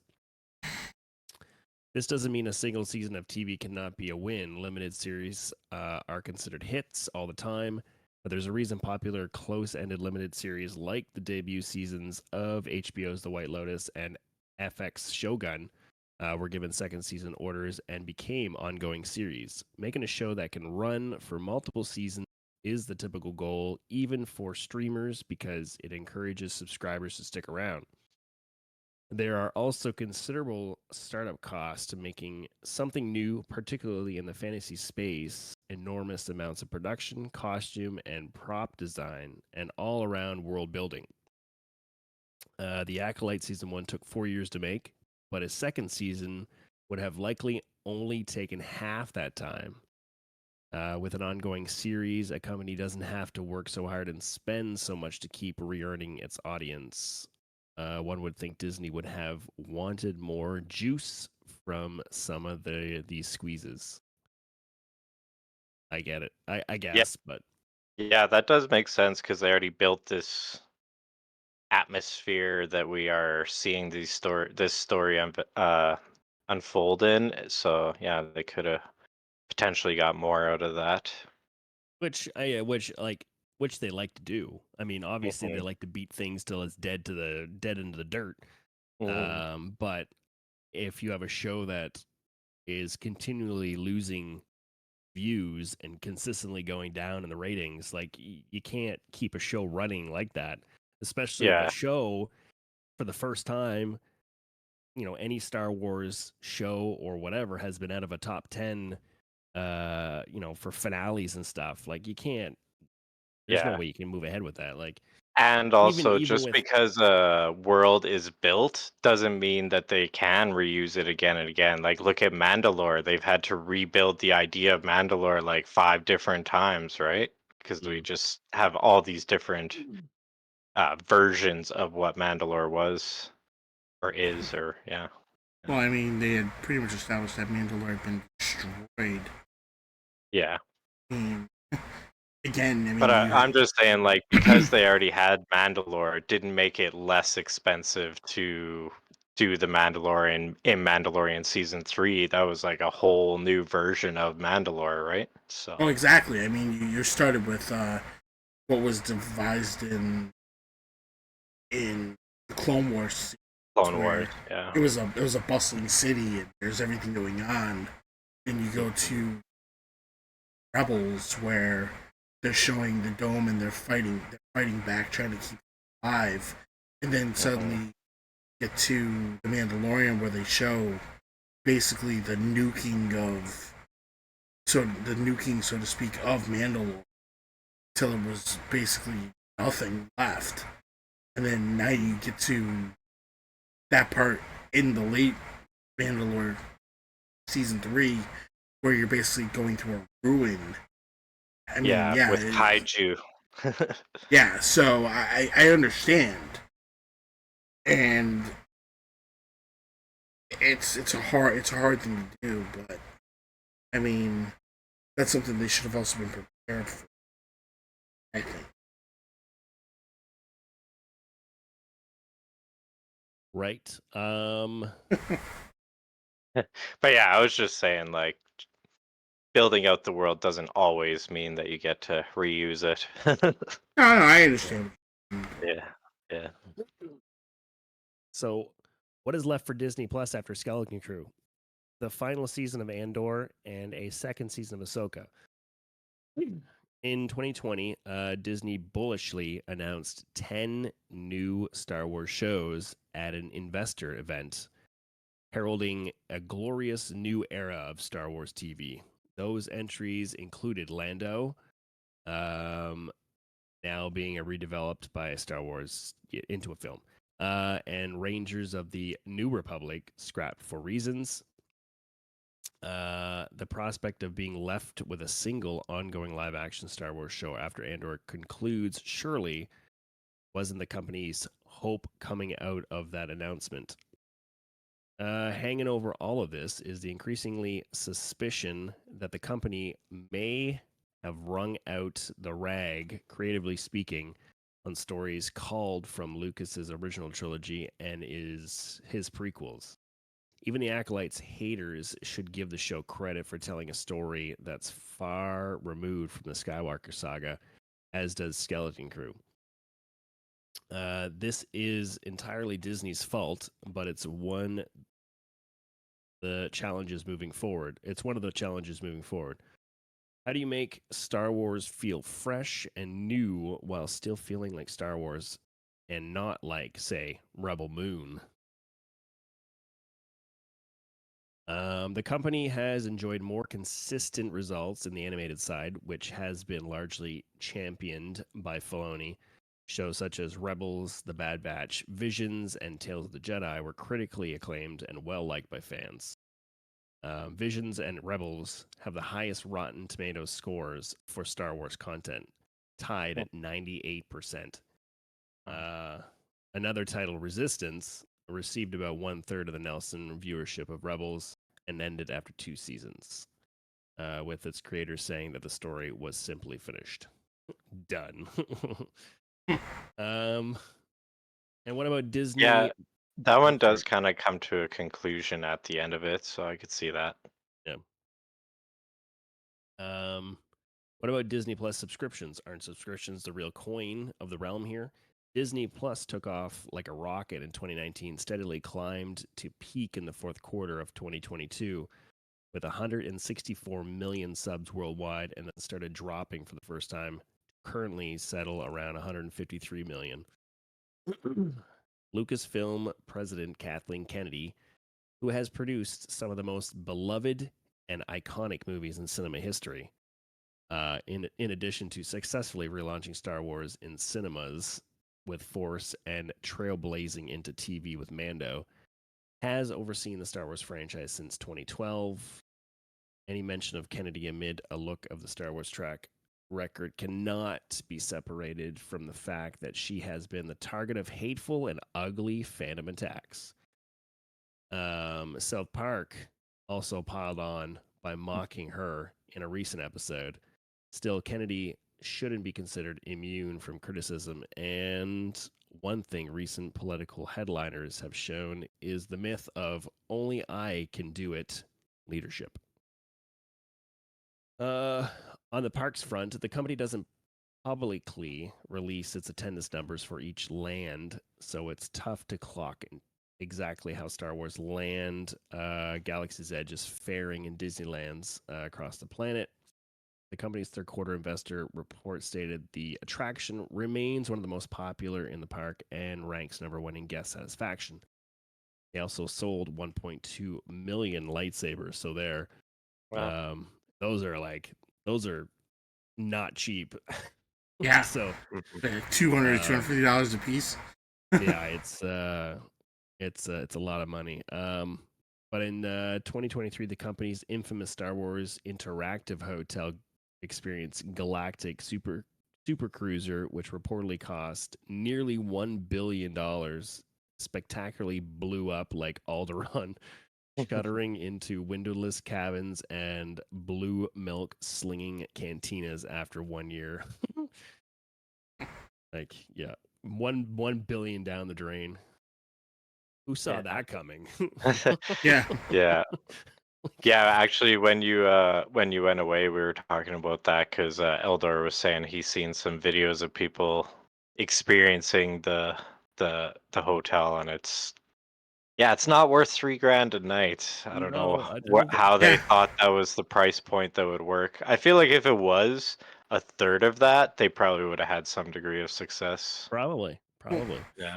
I think that was the biggest problem with it. Was number one, $3,000 a night. That was if you're going alone. God forbid you want to bring your family. Yeah, right.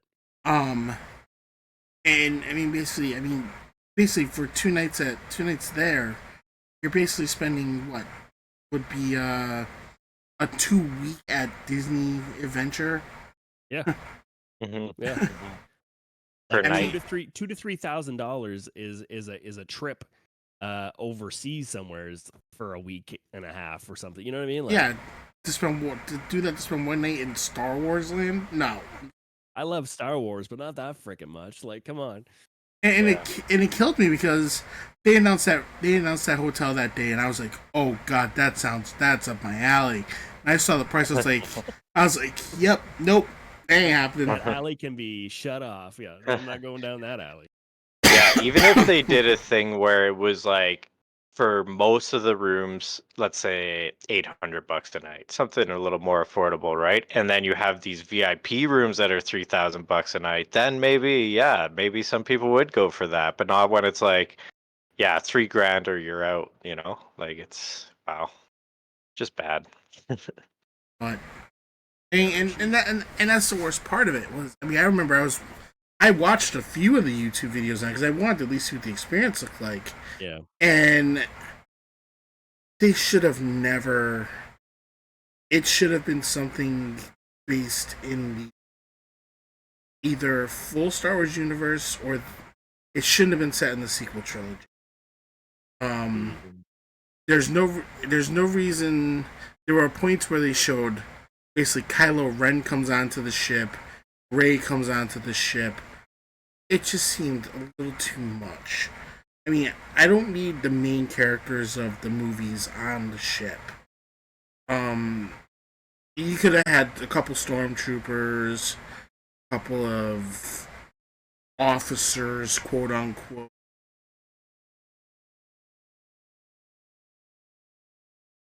It happens. All right, we should be Streamer back. life. We should be back now. I hope we're back now. Yeah, looks like we're back. Hey, we're back. Hello. Okay, my apologies to everyone.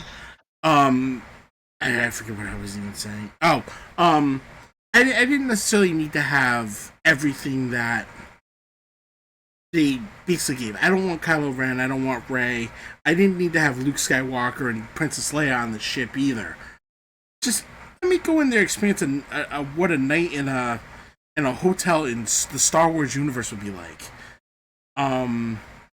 Give me the ability, if I want to go into Galaxy's Edge, give me something that feels like I'm taking a shuttle down into the area. And basically, what they said was they basically put you in a box truck, and it felt like you were driving in a box truck. And it's like, no, this ain't it. So it's like you gotta do a little better. But at the end of the day, I mean, yeah, definitely not worth the experience. If it was a couple $100 a night, shit, I'd go. I would have gladly went. Yeah, definitely. I can even understand with the Star Wars name on it if you want to boost it up to $400 to $500 a night. I'd probably it would be turn into reasonable. Yeah, it would turn into the one experience I'm gonna have in my lifetime, but I'm still more likely to go than when you say 3,000.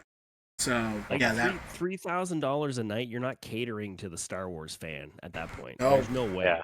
There's no way. Like, If they had a casino where they actually have sabacc, where we could like actually learn how to play sabacc and play sabacc against other players, that's something I would be willing to No. throw money at for sure. now a Star Wars hotel experience in Vegas, that would be another experience. just don't make it like Canto. Yeah, let's please Whatever not it's go called. there. Yeah, let's not go there. So let's just finish this. There's maybe not. There's still more. Okay. I don't know if I meant to go through this whole thing. It's just, I mean, there was a lot here. Yeah, okay, fair enough. We're a good chunk into it already. Yeah, might as well finish it. The stealth gold mine of the franchise remains merchandising, of course. Disney typically doesn't release numbers for individual product lines, but sources say Star Wars merch generated $1 billion for the company last year. Baby Yoda has surely been a retail godsend, though it's hard to imagine Basil action figures flying off the shelf. I don't know what's that referring to. That's the guy from the Acolyte, the translator scout thingy that betrays Saul in the end. The little sniffing thing. Yeah. That's why I didn't remember it, because I don't care. The one with identity issues there. Right. Seem to have allergies. During a presentation in March to fight an activist inventor who accused the company of overspending, Disney also revealed Lucasfilm had generated nearly $12 billion in total revenue on its $4 billion investment. So I guess they're making money. There's so much stuffed into this fuzzy umbrella number, however, including non-Star Wars titles and projected future returns, and also so much left out, like the cost of everything. So it's tough to know what to make of that 12 billion, other than Star Wars generates a lot of money, which you probably already knew. Yes, we know. So let us, at long last, get back to the big question of the headline. Is Disney bad at Star Wars? On balance, no. Disney gave Star Wars fans what they wanted for decades, a lot more Star Wars fans from different visionary filmmakers, and some of it's been terrific. A dormant franchise that once followed a single dynastic storyline has exploded into a more diverse galaxy of characters and stories. Even the oft maligned sequel trilogy has sequences within each film that are inarguably stunning for all its narrative flaws. The Rise of Skywalker's farewell scene between Han Solo and Kylo Ren is as moving as anything in the canon, which yeah, I did tear up for that. That was I don't know if anybody else did, but that was an emotional scene. It was Yeah. well acted. I think it was just well acted, right? I don't get why it really says as anything in the canon. That is in canon, right? That is canon, yeah. Yeah. So I don't know. yeah. And maybe it's saying that anything else in canon, I guess. Maybe yeah. Maybe Yeah. it's anyways. Yeah. And shows like The Mandalorian, Andor, and Rebels clear even the highest bar a hardcore fan might reasonably set, which is true. Yeah, those shows are great. A lot of the online uproar is a sign audiences are at least still very engaged and care about this franchise. A truer sign of failure would be apathy Apathy. and disinterest. Mm-hmm. It's true. Um, and I mean, yeah, I mean, for all of us talking, the bad stuff that we talk about, we still go in everything that we do going, we want good content, create, like that's all we want. We just want good stories. We go into this stuff wanting it to succeed, right? Because we're Star Wars fans. We want to see these stories, and we want to see the franchise succeed, and we want to see good stuff get put out. But as it keeps going on, it just keeps spiraling into stuff that you're like, okay, well, we're just getting let down every time. Boy cried wolf. Here we go again. Like, Yeah. so And we want characters that are not born yet to not be born yet and stuff like that. get your Yeah. facts right. Yeah. Yeah. How does that Yeah, I slip through think the it's cracks? I don't I think know. it's reasonable for us to expect that, I think. Getting your facts right. Yeah. Yeah. But okay, but here's another question. Could Disney be better at Star Wars? Clearly, yes. The company's live action movies and TV efforts on average could and should be better. In 2018, Disney CEO Bob Iger admitted the company made a mistake with Star Wars, making movies a little too much too fast. After Iger temporarily left the company in 2020, Disney Lucasfilm arguably made the same error again on the TV side. Lucas famously instructed his actors to be faster and more intense, but that doesn't typically work as a franchise strategy, as Marvel has discovered as well. It's unclear if Star Wars requires more order or less, more empire like corporate oversight, or more rebellion like creative chaos. But it's long seemed like there's somehow too much of both, which has resulted in a master plan that's constantly being rewritten and content that sometimes feels undercooked and clunky. It's not the fault of fans that they increasingly have a bad feeling about this. And that's a perfect way to put it. Mhm. I've got a bad feeling about this one. Any criticism from the sidelines, however, should be tempered with one final point. Making a successful Star Wars project is really hard. Marvel movies, with their iconic stable of heroes who can be portrayed by different actors, are arguably easier. Lucas created this thing and made 6 live action Star Wars films over several decades, and only his first 2 were widely considered excellent by critics and fans alike. Many younger fans adore his prequels, though they were never much loved by critics. This is also what makes making more content so tempting. The original Star Wars and Empire Strikes Back were profoundly amazing and so captivated generations of fans and have literally thousands of products and generated billions in direct and Ancillary. ancillary Yeah. revenue. In 1981, Lucas changed the title of his first Star Wars film to A New Hope, and the name is apt. It's literally what's fueled studio executives, creatives, and fans ever since. Each time another Star Wars title opens with a rousing fanfare, a scroll, and a star field, all of us get that same feeling, A New Hope, over and over again. Ah. But it's true though, like, right? Yeah. Yeah, But although we we haven't didn't seen necessarily a mean scroll to. in 7 or 8 years, right? So We haven't. we want to get Yeah. that, we want Yeah. that feeling again. Yeah. Yeah, I think although we didn't necessarily mean to spend so much time on that article, I think it was a good article as far as like I think it was well written and I think it was very well much written. That was very very, much very has good. Yeah. it was a great dive into the general landscape of how Disney has handled Star Wars. Actually, Sick. I think in lieu of going into the last two articles in that group that I had there, because I think this actually kind of summed a lot of it up very well. Yeah, I think so. I think it's going to lead me more to the question I'm going to ask you guys. Oops. What's your opinion? Do you believe Disney is bad at Star Wars?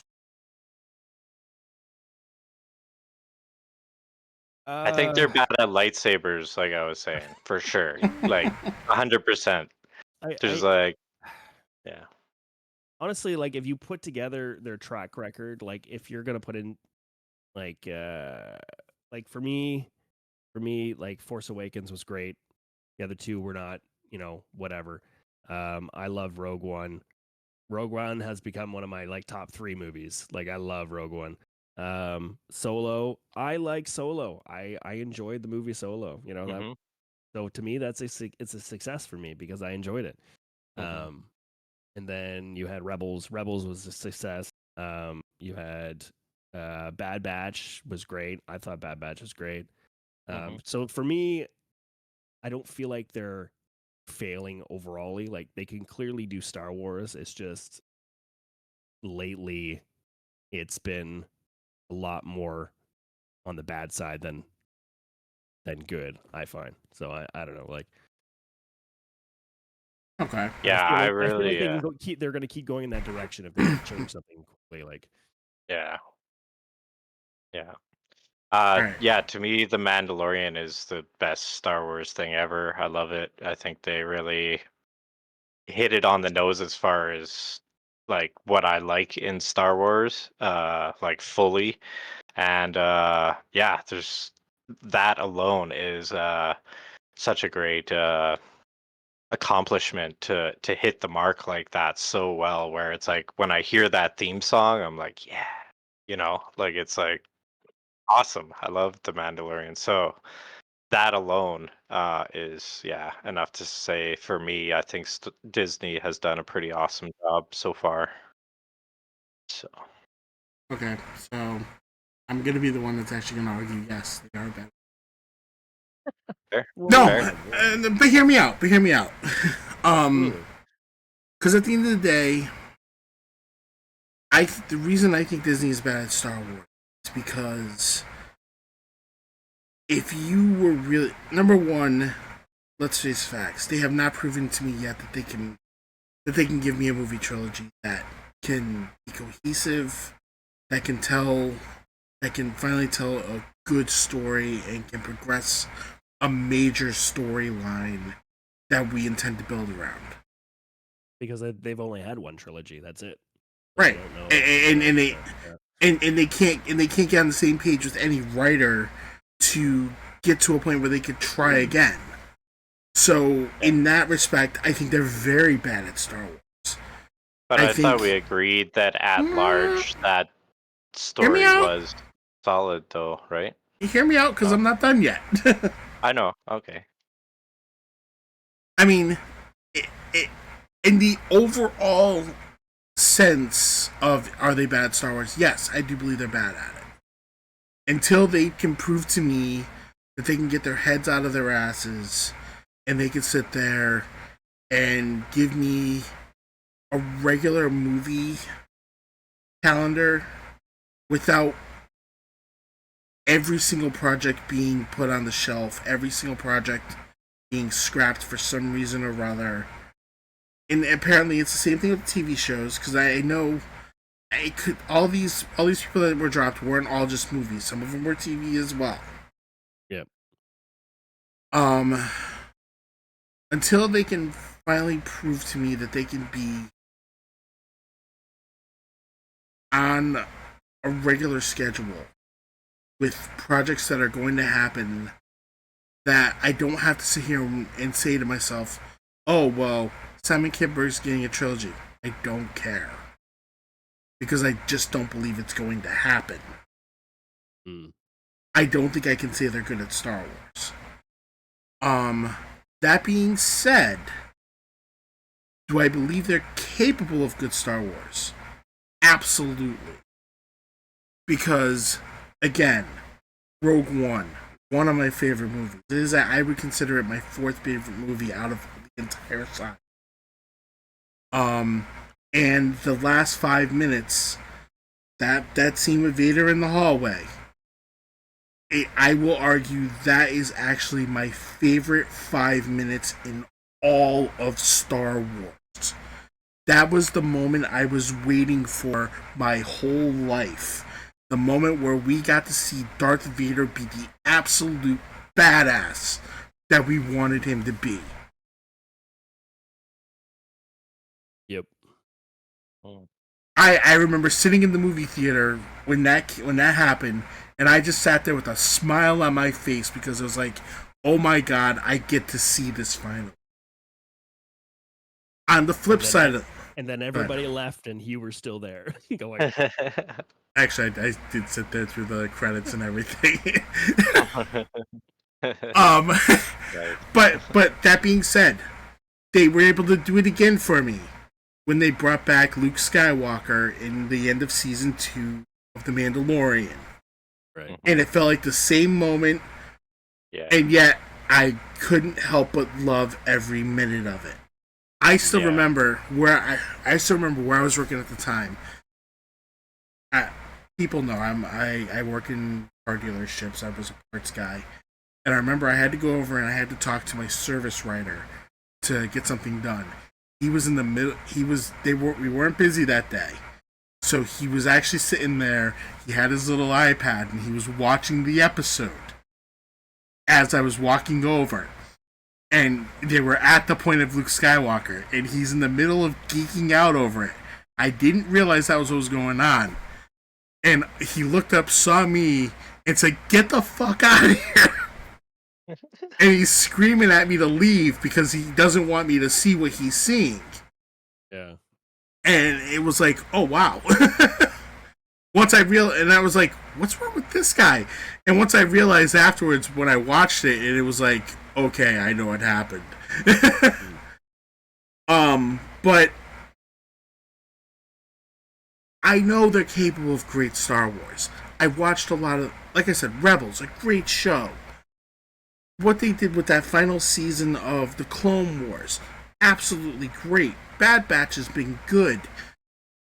The Mandalorian, good. Andor, amazing. I didn't expect it to be as good as it ended up being.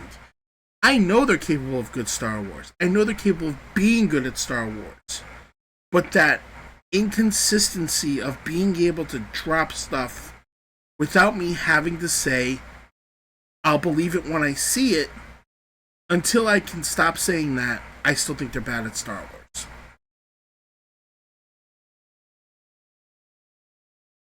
I just think they're bad at planning. It's a big part of it's a big part of the game. I know.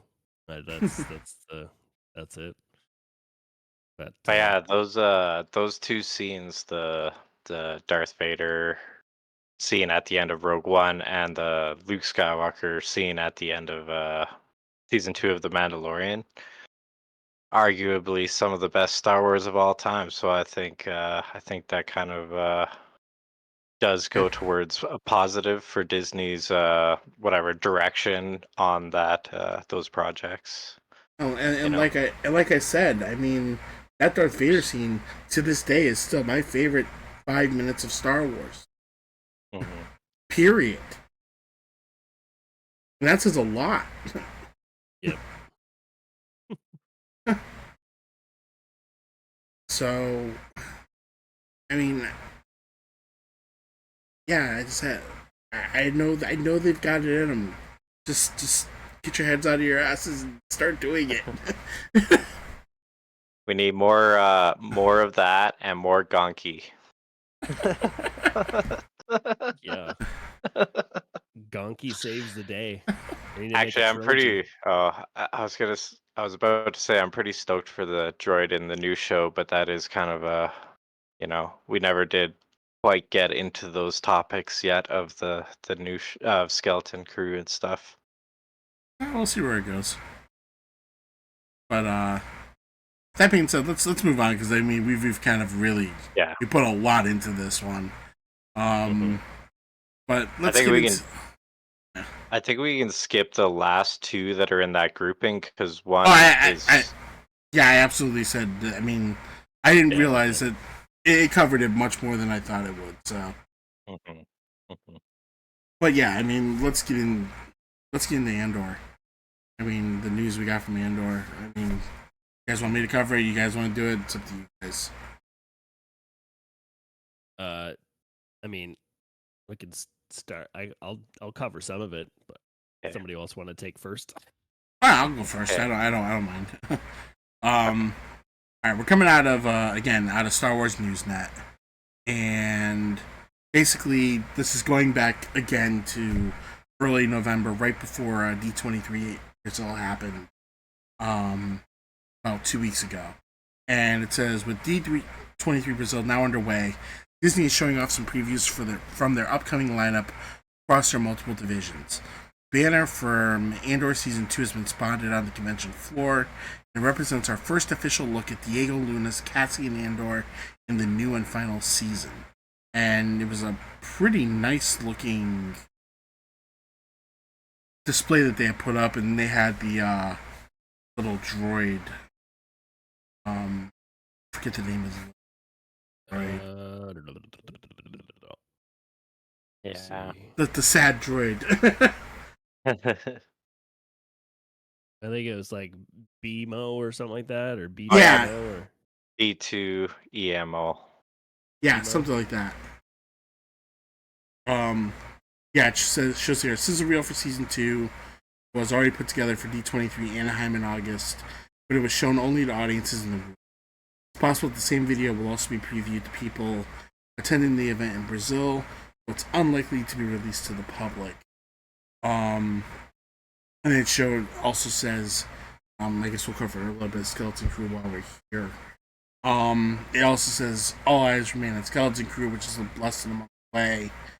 Debuting Andor Season 2 will be the only live action series to come out from Lucasfilm in 2025, but a release date has not been set.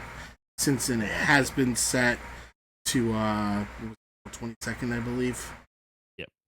So, that was pretty much all we really needed to get out of this article. Yeah, pretty much. It was nice. They kind of went through. They actually ended up telling us, gave us the news, obviously, about it coming out on the 22nd.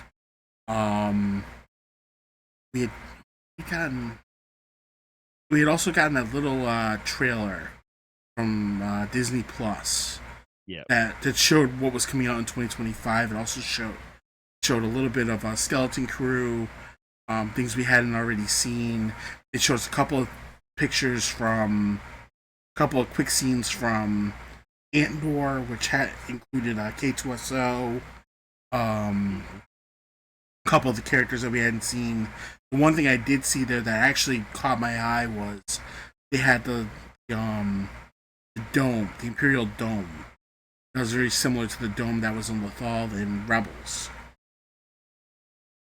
and it was interesting to see that they had one of those set up.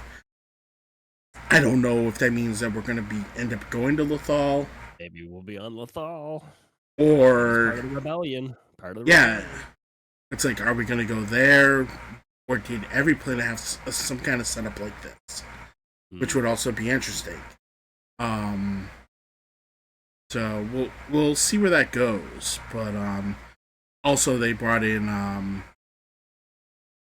picture. I'll go to basically they also had an update which came about a week later that also revealed it showed a cover of Empire magazine because they are covering Andor in their January issue, I believe. And it shows the return of Ben Mendelsohn as Orson Krennic, and that's something I'm looking forward to seeing as well. Which we already suspected, and I think it was already announced. But I think this is just showing him. It's it's nice to see it official. Yeah, for sure. Because at this point, that's what we want to see. We want to see visual, and that's our confirmation that it's actually happening. I mean, obviously, like I said, we also saw K2SO. So it's just good to see all of it coming together. And and Mads Mikkelsen as well for potential to speculation that Galen Erso will be part of it potentially. So that's exciting. It is exciting. I don't have to have it. I mean, if I don't see him, it's not going to be the end of my world. But Orson Krennic's somebody that needed to be there, considering it's his project.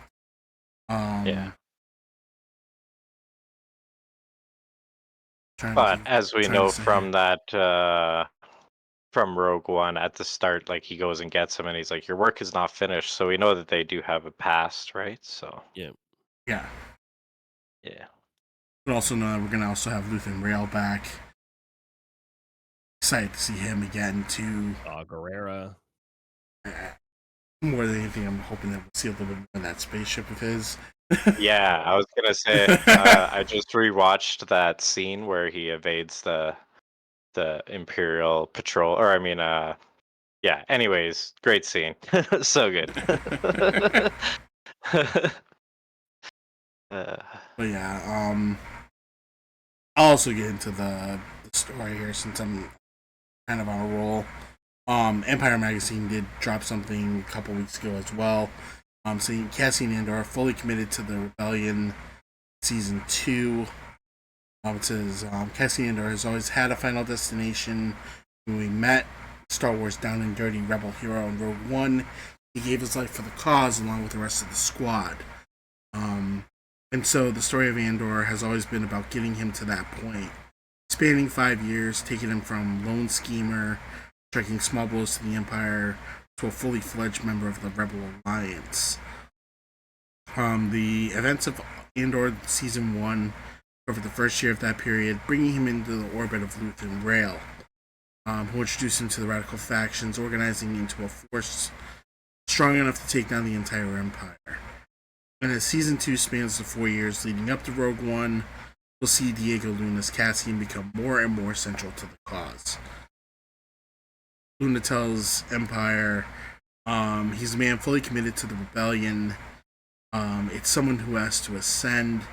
There's a huge mountain for him to climb in order to become the guy we meet in Rogue One. And he won't do it alone. Andor's closest ally in Gareth Edwards' 2016 film is K2SO, programmed Imperial droid voiced sardonically by Alan Tudyk. In Season 2, we'll discover exactly how the two became allies. From an audience perspective, they probably made their own story about how Cassian and K2 got to work together, says Luna. It tells you a lot about Cassian that his best friend is a droid, and a droid he had to reprogram. But how did that actually happen, and who was he before? Those questions are going to be answered. And it just excites me.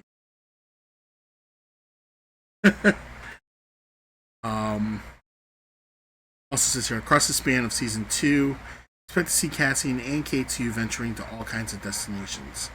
We move in space more than ever. The amount of planets and sets you're going to see, there are some familiar and new locations. Excuse me.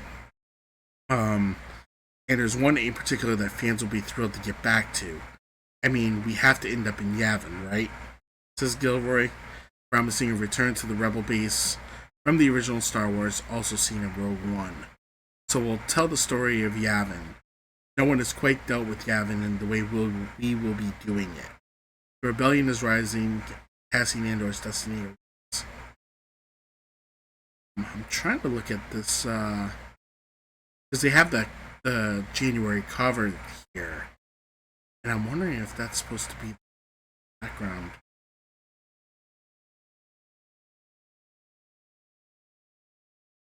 But I don't know. But that's the whole story, magazine, pretty much. Yeah. I mean, all I can say is the more I read, the more interested I am. I'm excited for this show to happen. I really hope that it lives up to the hype, because season 1 was amazing. I went into season 1 with no expectations and walked out very happy.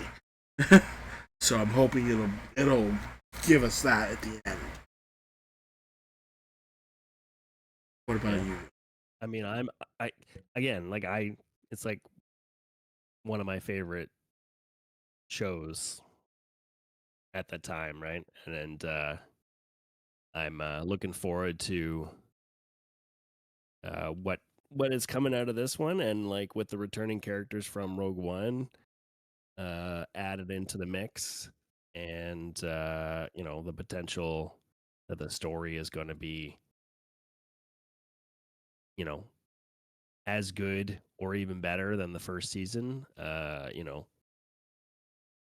I'm excited.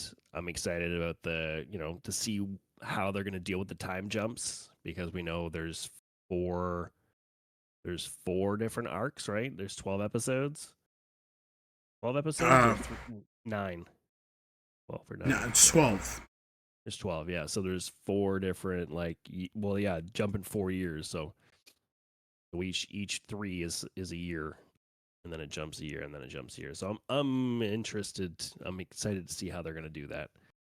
And it's going to be pretty neat too, I think, because obviously people change in a year, and how they're going to act for the character. It obviously, like, as years go on, they see things and they do different things and what. So I feel like their acting is going to be changed. The character is going to be changed. Like, it's going to go in a different direction. You're going to see things evolve, and yeah, it's going to be, I don't know, it's going to be great. I think it's going to be fantastic. I think the thing I'm most excited for are those last 3 episodes. Yeah, well, that's leading into Rogue One, right? So that's. Basically, it's supposed to be, you walk away from that last episode, and it's supposed to pick right up where it left off in Rogue One. Yeah. And then, if it plays out right, basically you're watching the last 3 episodes of Andor, right into Rogue One, right into A New Hope, and it's basically. I cannot wait to do that. I cannot wait to do that. It's really great. Yeah, it's like, holy crap. I mean, it's exciting. I'm almost hoping that. I don't want to even watch those last 3 episodes until I can watch them all together. Just because. I think they're going to drop. Aren't they going to. Oh, no, they're not going to all drop together, right? Or they might. We don't know yet, actually. Because I think they. How did they do season 1? With season 1, they did first 3. They did 3. Yeah, they did 3 at a time. They did 3 at a time. Well, no, they didn't. It was the first. It was the first 3. No, first 2, or yeah. It was the first 3 episodes that they dropped at once, which was a great idea, because if you didn't know that it was going to be a 3-episode arc, you would have been lost halfway through. But once you learn that, they kind of went episode for episode after that. And I don't remember how they ended it. But Yeah, I mean, feel like it was a single episode finale, especially because of what we just read in that article about like how it had numbers for the finale. Like I feel if they dropped 3 at one time, they probably wouldn't have had such a clear number of what it netted. It was just one episode at the end. Yeah. Oh, but yeah. I almost feel like this time, rather than giving me like 3 episodes to start the season, end the season with that 3-episode arc. Yeah, I could see that making sense. But also at the same time, they are looking for those like numbers on the finale because that's something that they whatever care about. So But I mean, if that's something you could push, you could say, "Hey, watch the last 3 episodes all at once, leading right into Rogue One," and I mean that's kind of exciting. yeah, yeah. But yeah, I'm just saying like as far as like an actual number for them to say the finale brought this many viewers, I don't think if they do a 3-episode thing, then they would um, have that data the way that they want to. You know what I mean? Maybe not, but I mean, I don't think you're gonna. I don't think you're gonna lose viewership from. No, not like that. I'm saying like because it would be actually episode whatever the third one from the end that's actually getting those numbers that should be attached to the finale. You know what I mean? If they drop them all 3 at once. That'd be interesting to see how they do it. I mean, but I don't. But yeah, the thing for me is I hope that K2SO is introduced into the series like as soon as possible. Yeah. Just because I think Yeah. to me he's my favorite character from Rogue One. Just very awesome and comedic, and you know, Just really got for the droids, huh? great character. I feel like he will Just a be. great I don't think character. they're gonna wait too long to introduce him because I feel like Yeah. he's gonna go along with the adventures, and you got to kind of see how their relationship goes in those Mhm. 4 years or 3 years leading into whatever. Yeah, Yeah. because we see that they're like very close to one Yeah. another. Like they have a strong relationship in Rogue One. So yeah. Yeah. Yeah, I think it would be foolish to not do it. So Yeah. Um, sorry. Alright. Do you want me to read the next one? I'm trying to think of which one we are on. This one that says Andor season 2, April We covered 22nd. all that though. honestly, I actually covered all Okay. of it. Yeah. So I think Disney Plus subscribers the next one we're gonna do. yeah. Okay. I was trying to condense a little so that we can move on. Yeah. All right. So, do you want me to take this one, guys? Go for it. All right. So Disney Plus subscriber growth surpasses expectations. Impact from price increase still to be seen. Disney's 2024 fiscal year ended over a month ago, and now the company has reported the full details of their most recent quarter. Thankfully, the results bode well for Disney Plus. According to Variety, the streaming home for the Star Wars saga gained 4.4 million subscribers over the last quarter, for a present total of 122.7 million subscribers worldwide, excluding India. Of that total, 56 million reside in the US and Canada, and 66.7 million live in other countries, again excluding India. Overall, this represents a stronger than expected quarter for Disney Plus. It's important to note that because Disney's fiscal year ended on September 30th, these numbers reflect their streaming services performances before the price increase that incurred last month. Starting in October, the ad-free tier on Disney Plus costs $16 instead of the earlier $14, and the ad included tier costs ad included tier. I think they said that wrong, but anyways, tier costs $10 instead of $8. Perhaps predictably, the company anticipates the modest decline in Disney Plus subscriptions next quarter. For the moment, though, advertisements don't seem to be a deal breaker for many viewers, as 60% of the quarter's new subscribers opted for plans that included them.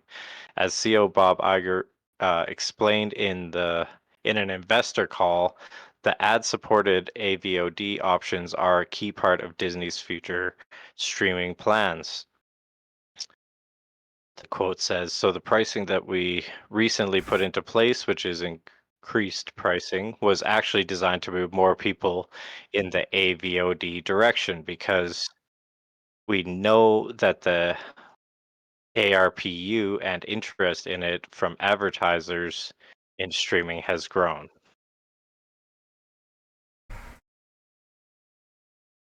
There was also plenty of good news concerning Disney's recent theatrical film releases, giving the immense box office success of both Deadpool and Wolverine and Inside Out 2. Sean Levy, who directed the third Deadpool film, is still attached to helm a Star Wars movie. Only time will tell if that film, as well as the upcoming Mandalorian and Grogu, will be greeted with similar levels of audience enthusiasm. Overall, this data shows us that our streaming home is holding its own in an increasingly crowded marketplace. Yeah, that's the end of the article there.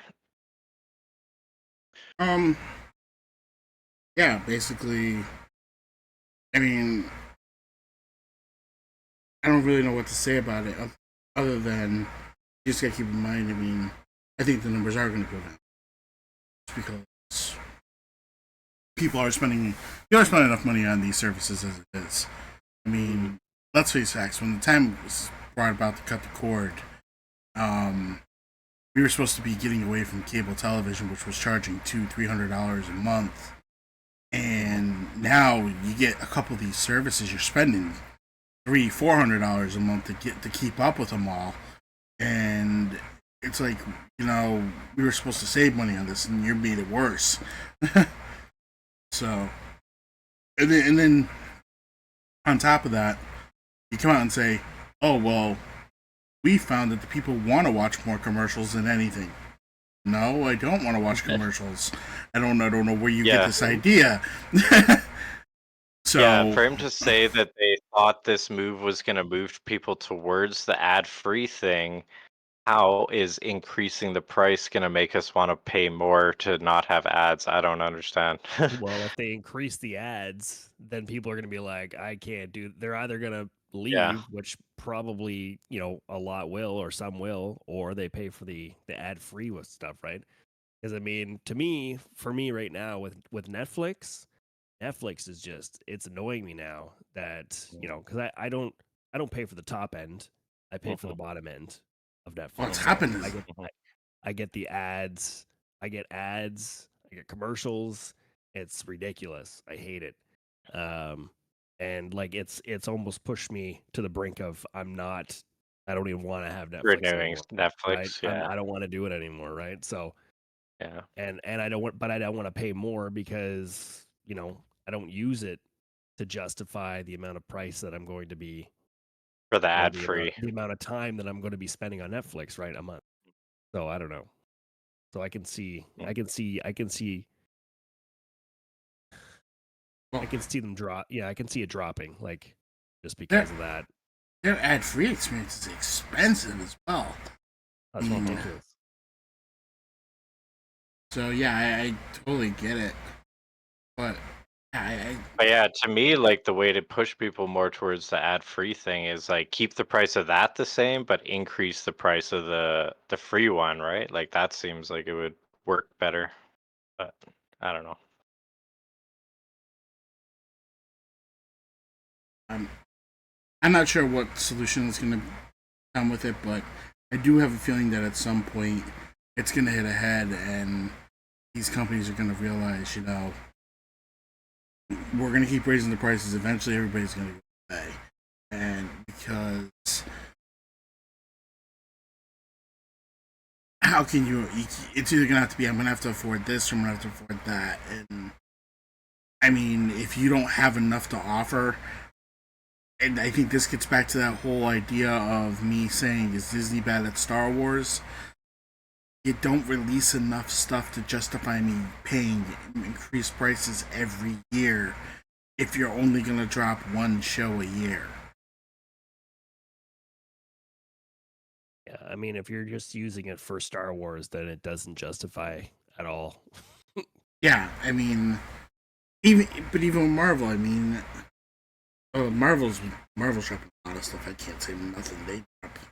They're at the point now where they're dropping 3, 4, 5 shows a year, and I think they're actually doing too much. But dropping the ball. Dropping the ball. I've actually heard a few people say that they're like they like Marvel, but it's too much to try to keep up with. Yeah, I agree. But it's like I don't want it at the point where Star Wars is dropping so much stuff that I can't keep up with it, or it dilutes the quality.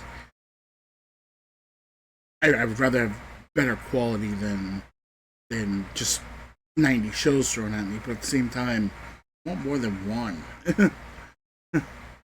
So how that works out, they gotta figure that out on their own. Stop raising the rates because I don't want to spend. I'm not gonna get to the point where I'm spending $50 a month. Disney Plus ain't gonna happen. We'll figure that out at some point with them. See if they figure that out before it's too late, and then we'll go from there. Yeah, the unfortunate thing is if the numbers show that increasing this price did not affect their viewership, or it stayed the same, or still kept continuing to go up, unfortunately, they'll probably just continue to raise it again and again. Yeah. Yeah, we'll see. But anything else you guys want to add to that, or no? Okay. Want to move on to the next one? Yep. I'll take this one. Okay. So we're moving on to Skeleton Crew stuff. Things that are becoming, things are becoming. It's getting close. It's getting closer than what this one, November 18th. I guess it's not too far off. All right. So Jude Law reveals why he agreed to play Jod Nawood in Skeleton Crew. That's going to take time to get used to saying that name. Jod Nawood. Yeah, maybe once we see the way they pronounce it on the show, it might flow a little better. We're probably not even saying it properly. Like, yeah. Yeah. Jod Nawood. Nawood? I don't know. Yeah. Anyways, Jude Law has opened up on why he agreed to sign on for Skeleton Crew to play the mysterious Jod Nawood, and honestly, it's for the reason we all hoped it would be. He just loves Star Wars. In an interview on Star Wars.com, he revealed that he saw the original Star Wars as a child and spent his time pretending to be Han Solo in the playground. When he was asked to join the galaxy far, far away as an actor, he couldn't say no. Like, who would say no? Like, come on. Like, you're psychopaths. Psycho. You'd be a psychopath. Yeah. To say no to a Star Wars role. I first discovered Star Wars when the first film was released in the cinemas in London, where I was growing up, and I remember it just blowing my tiny mind. I'd never seen anything like it. I always wanted to be Han. Well, it depended on the game. I probably wanted to be Darth Vader sometimes as well. There was a lot of shrug to Han Solo that I always loved. Slight cynicism. There was an obvious purity to Skywalker. I really wanted to try and combine all those things. To be invited to be a part of this universe was a true thrill. There's something to be said for the play acting as a child, having some sort of responsibility for becoming an actor and assuming roles.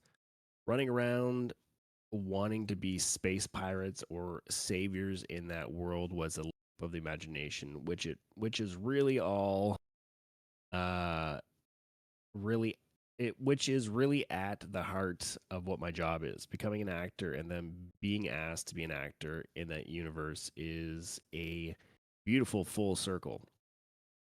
And as with a lot of the choices I make, I was so curious to see how it was done and meet a lot of the great minds and creative forces behind it. It's interesting that Law talks about combining cynicism with purity as it creates the impression of a complicated character that reflects the mystery that exists around him. Is he a Jedi? Is he looking to use the kids for his own ends? Is he something in between? Law himself hints that perhaps he is looking to use them at first, though perhaps his conscience will get the better of him. Conflicted is certainly a word I'd use to describe Jod. Honestly, what inspired me most about playing Jod was the playfulness of those first 3 films, the heroes at heart of those films, and the way they perceive the galaxy. Ultimately, Jod is a survivor. Law was particularly won over by Skeleton Crew's premise, which he felt was fresh and original Star Wars. The idea of the protagonists being children in a galaxy that I know so well, and we've all enjoyed so many years. It just seems like a really fresh idea. It's a brilliant conceit from the start. My relationship with this world was as a child, and I love the idea that we see it in this series through their eyes. There's a wonderment to it. There's still jeopardy and risk, but the idea of bringing it back to the children's perspective was just brilliant. I really responded to the role that they wanted me to play and the fun I could have with it. It seems he really enjoyed working with the young actors playing Skeleton Crew's protagonists, a sentiment that was echoed by John Watts recently. At the heart of this was my work with these 4 brilliant young actors. They brought such joy and excitement because they were youngsters, but they brought such professionalism too. They really elevated every scene and every day that they came to work. It was such a privilege to be around them. There were great moments where they reminded me not to take myself or it too seriously, but equally moments of real application, real skill. They were such good company, and I have very fond memory of our time as a little crew. We'll be able to get a better grip on Jod Nana Wood's character when Skeleton Crew arrives, plus on the 3rd of December. But until then, it's nice to hear Jude Law have such positive things to say about the project and his fellow castmen. Absolutely. Yeah, It is man. good. It's genuine. It gets me a little more excited for the show. No, like that. There is one thing I did actually forget to throw in there. I'm just gonna pull that up. Story here.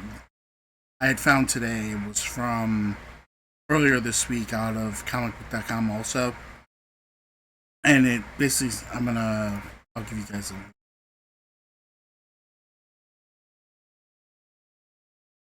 I forgot. It's my fault. But I just put it in our chat. But it says here that the Skeleton Crew kids watch movies to prepare for their roles, but not Star Wars. Oh. And it goes through, and it goes through the children that are in the cast. Ravi Kanier, Kiriana Crater, Robert T. Smith, and Ryan K. Armstrong. And it revealed what movies they watched to get ready for the show, which were Goonies, E.T., and Stand By Me, but not any Star Wars movies. And it says John Watts told them to watch Goonies and E.T., which was one of the many bonding experiences that the young cast had. They also went bowling, played Mario Kart. Armstrong also said she watched Stand By Me. And they said while it may seem odd that they weren't told to watch any Star Wars movies, the kids did talk about their favorite Star Wars films, all of which were from the original trilogy. Wow. Conyers, Crater, and Smith all picked A New Hope, while Armstrong picked Empire Strikes Back for hers. Interestingly enough, Smith's favorite scene isn't in A New Hope, but Return of the Jedi. And he says, me and my dad's favorite scene of all time in all of Star Wars is in Return of the Jedi. It's when he's won that plank, jumps up, grabs a lightsaber. Amazing. I admit it's a great scene. I loved it myself when I was a kid. Referring to the scene when Luke Skywalker was forced to walk the plank into the Great Pit of Jakku. It also says Skeleton Crew is meant to be a unique Star Wars project, and the movies that the kids are taking inspiration from show that. Goonies, E.T., and Stand By Me are all known for their realistic views into how children interact with each other and face unprecedented situations. While many Star Wars fans have disliked how little some modern Star Wars actors use the movies as inspiration, taking inspiration from the same thing every time is going to ensure a stagnant product. Skeleton Crew is trying to be anything but, bringing in a diverse team of directors and crew, hoping to expand the mythos of the galaxy far, far away. Now, the reason I wanted to bring that story in was because I have heard some negative things about them saying these kids were not watching Star Wars to prepare for this show. And it's like, the first thing that popped in my head was, why would they watch Star Wars? And hear me out on this one. Number one, I get Goonies, E.T., Stand By Me. They all fit the kind of show that we're going to watch, and it's what we've seen in the trailers. So it kind of made sense. But Star Wars itself, war. It's the story of Luke Skywalker at 18 years old, starting to figure out who he's going to be as he becomes a man. None of this really involves children.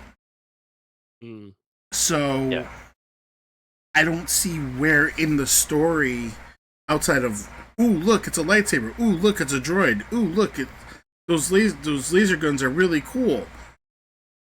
I don't see where it's going to fit into where children would fit into this universe. So bringing in stories like a Goonies, an E.T., a Stand By Me, yeah, that makes sense. I mean, and then, hey, throw some Star Wars around it and make me feel Star Wars afterwards. Yeah, it makes sense. Those movies have like kids that grew up together, and the way that they interact with one another. That's something that's not really seen in the Star Wars realm, except for maybe the mods on Book of Boba Fett. That's what they should be watching. Let's go.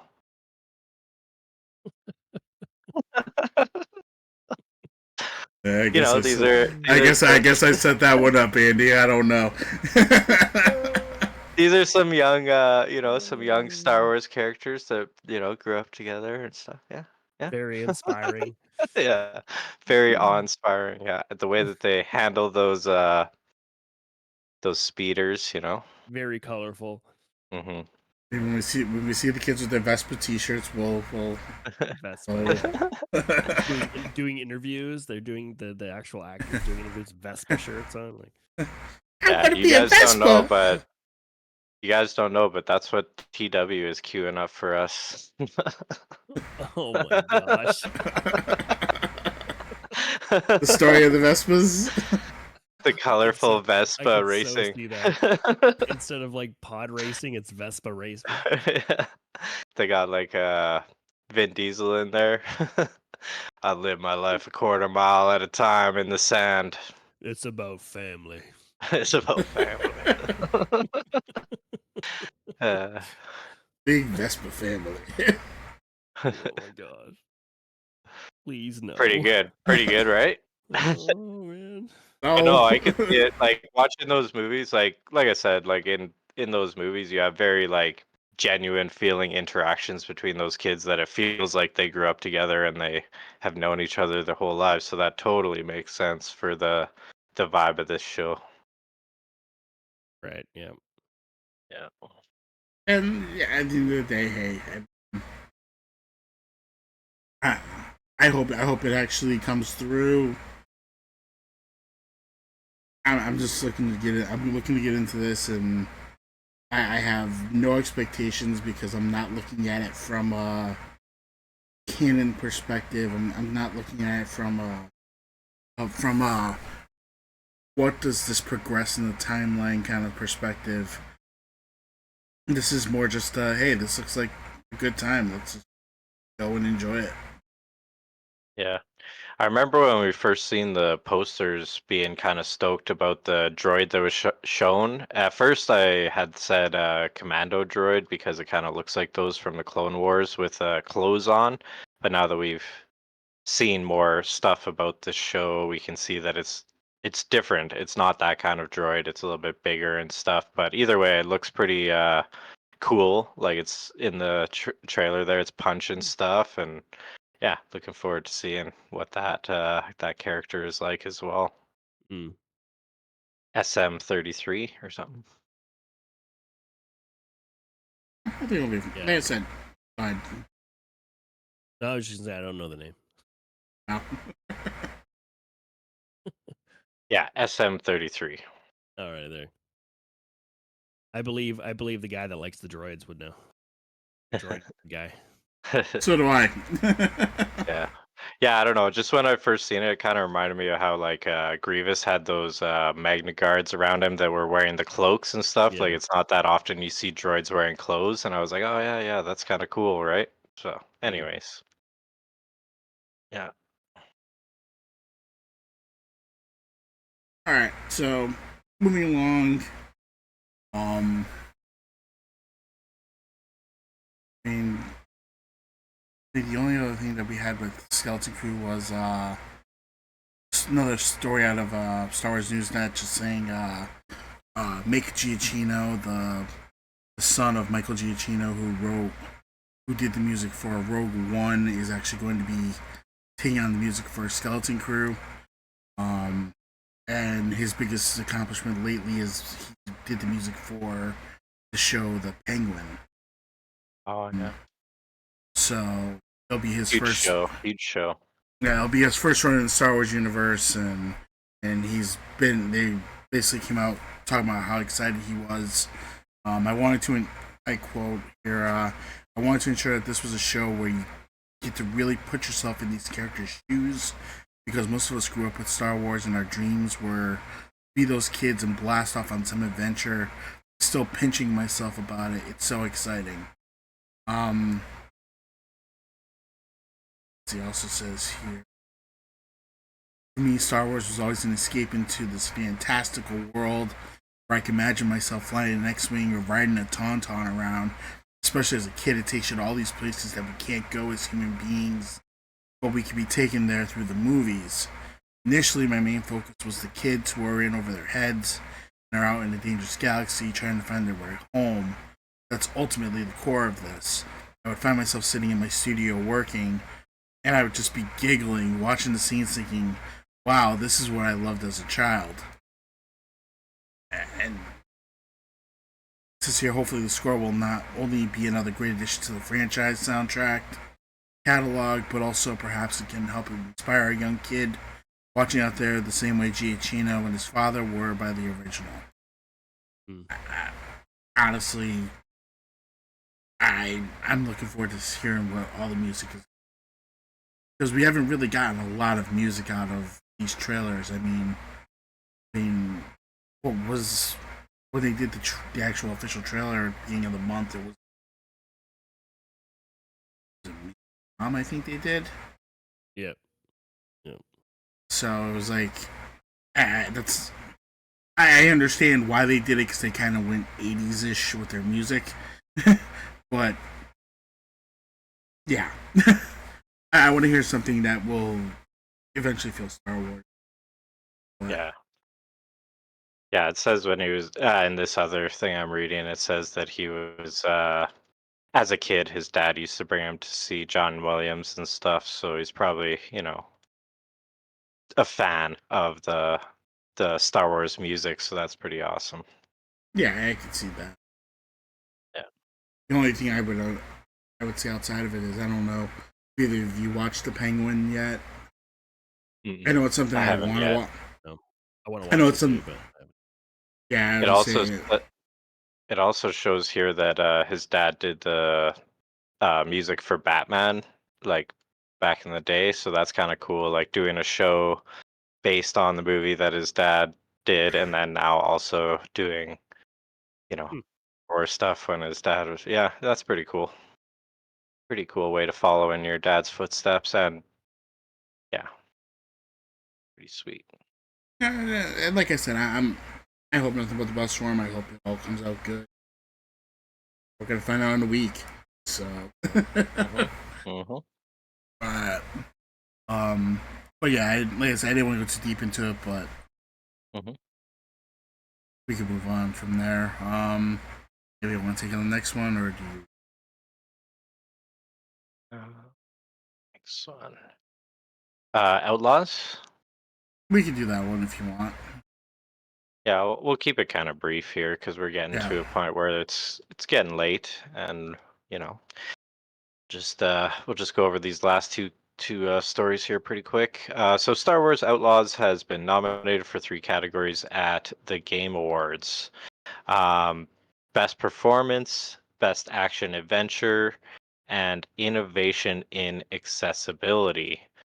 The Game Awards will be held December 12th, 2024 at Peacock Theater in LA, and will be live streamed as well. For Best Performance Actress, Humberly Gonzalez has been nominated alongside others like Luke Roberts from Silent Hill 2 and Brianna White from Final Fantasy VII Rebirth. Best Action Adventure. The other nominees in that category are Astro Bot, Prince of Persia: The Lost Crown, Silent Hill 2, and Legend of Zelda: Echoes of Wisdom.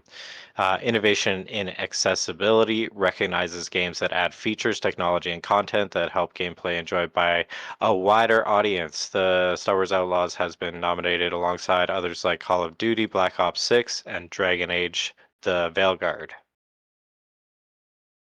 Uh, yeah, the 3 nominations make it the most nominated game at the awards. It's continuing to, the game is continuing to get more support and newer updates added to the game, and yeah, new update dropping November 21st. Which was this week. Yeah, yeah. Last week. That new update, wild card featuring main character Kay Vess and Lando Calrissian infiltrating a high stakes sabacc tournament. A little bit of hype around that, and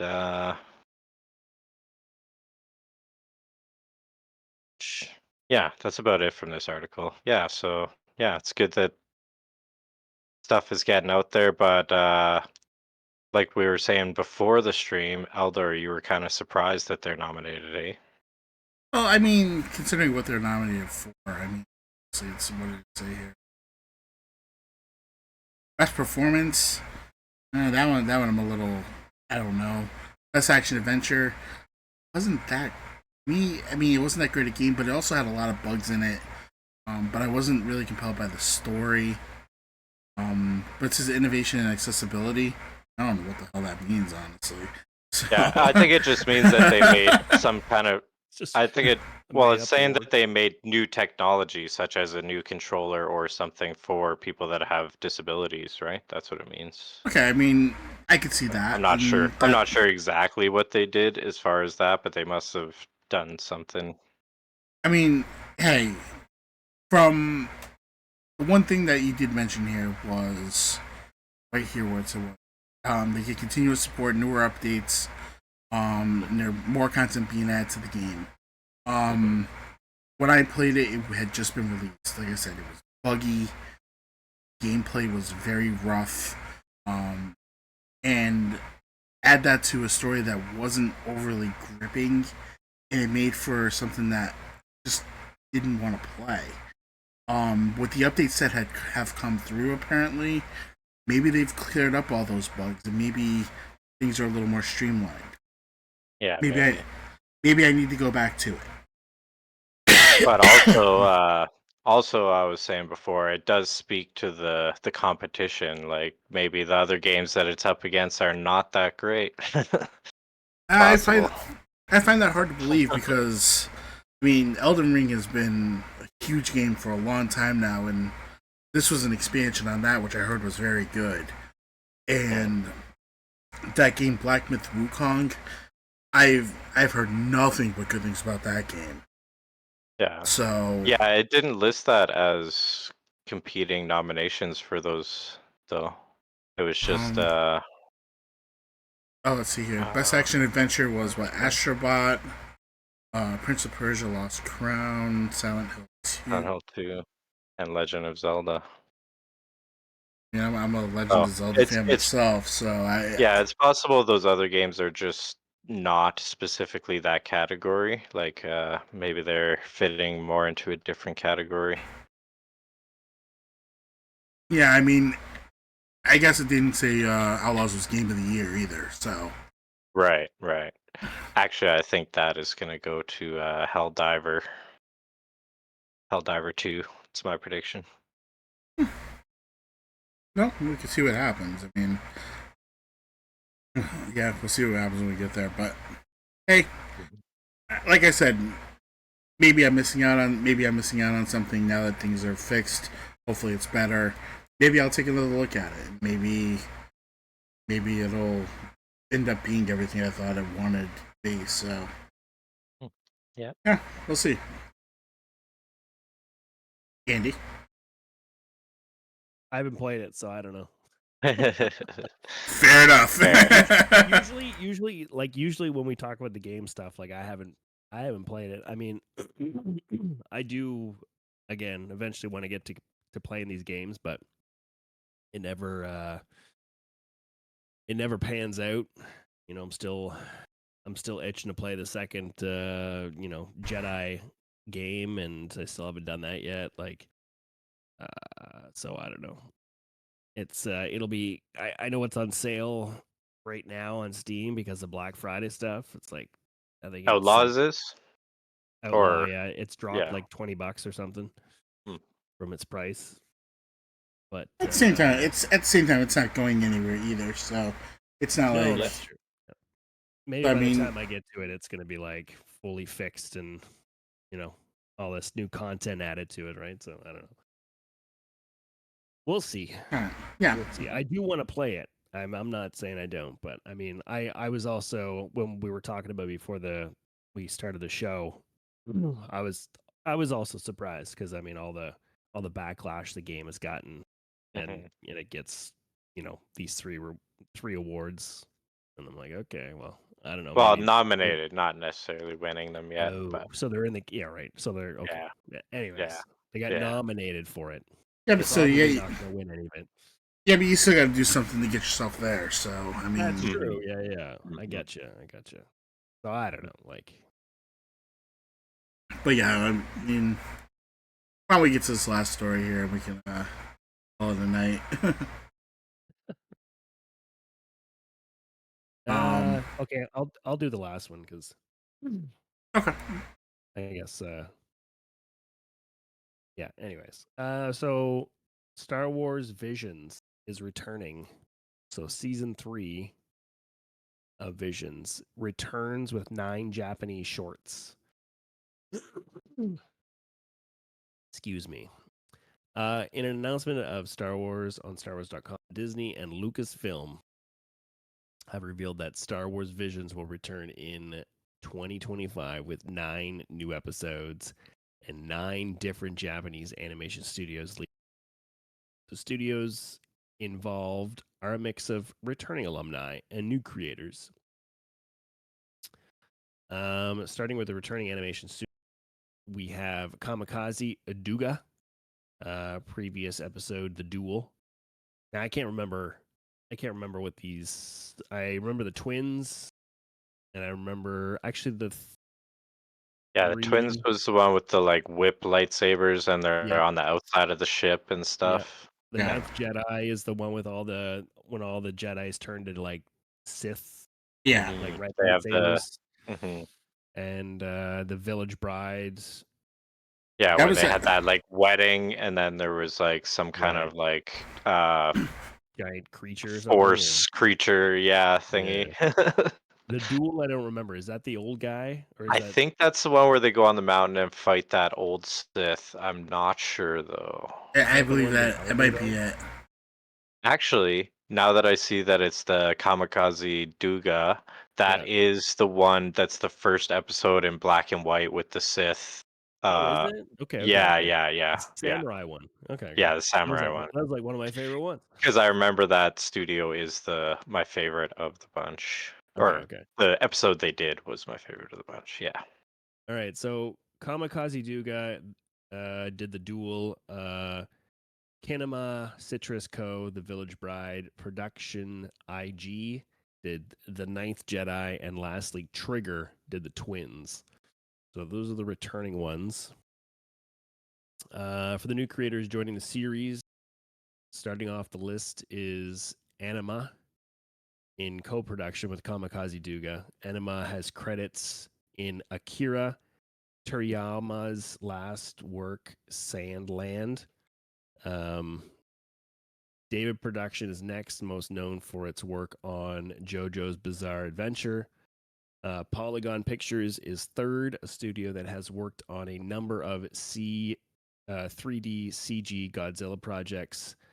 But interestingly enough, in the development of Star Wars: The Clone Wars and Tron Uprising. Really? Yeah, so they have somebody who's kind of dipped their fingers in Star Wars a little bit, And that which was is cool. Anima Interesting. And that was That's Polygon. or Polygon. Polygon. Yeah. Polygon. Gotcha. And then the fourth Project Studio Q is credited for production assistance on Evangelion. Evangeline 3.0 plus 1.0, Thrice Upon a Time, and finally, oh, there's another one. Okay, and finally, Wit Studio, company that has worked on series like Attack on Titan, and the Ancient Magus Bride. So that's interesting. Attack on Titan. That'd be which This I've heard one- is good. I haven't watched it, but I heard Attack on Titan is like one of the main like anime that people. Yeah, it's pretty huge. Big one. I would also say the David Production also, because I've heard of JoJo's Bizarre Adventure, and I've heard that's a pretty big one as well. So Okay, yeah. So there's Yeah, and pretty big studios there. yeah, and Anima Studios, like not the credits that they said there, but it sounds very familiar from something. I'm gonna have to look into that. Anima, yep. Yeah. There's still no word on exact release date. However, considering next year's Star Wars Celebration will also take place in Japan, yeah, that's a perfect place to announce or show some of the content. Yeah. Um, And I feel like the last one they kind of just dropped it on us with no warning too, right? yeah, I think so. Yeah, I think so. There's also no word on if returning studios will continue the stories that they started on, or if they'll make entirely new ones. However, considering that those four studios helped to make 4 of the more well-received episodes, 3 of which were also adapted into Star Wars Visions manga, which I didn't know. I think it could happen. Follow-ups for some of them had also been discussed in 2021, which like it would be interesting. Like I would be all for continuation of the stories that they've done already. Yeah. But I think either way it would be cool. But I think it would be really cool if they continued the story, of the samurai and he goes to another wherever. Or, you know what I mean? Like, Yeah, I know that's one of the ones that they did in manga because yeah, last year when we did the year in review, that was something I came across and I was like, wow, sweet. yeah, I totally. I didn't know or I forgot. I didn't know that they continued the stories. But anyways, yeah, Star Wars Visions over the past few years has been a creative playground for a number of different artists and visionaries, allowing them to tell their own stories in the Star Wars universe. That freedom has also extended publishing world, as comics have also produced under the name, including Star Wars Visions, Peach Momoko, and Star Wars Visions, Takashi Okazaki. You can check out the reviews of the comics and links provided. I've heard the Peach Momoko thing. I've only heard that because of the Marvel Snap game I play. There's an Okay. artist that does Peach Momoko variants of the characters, which is pretty cool.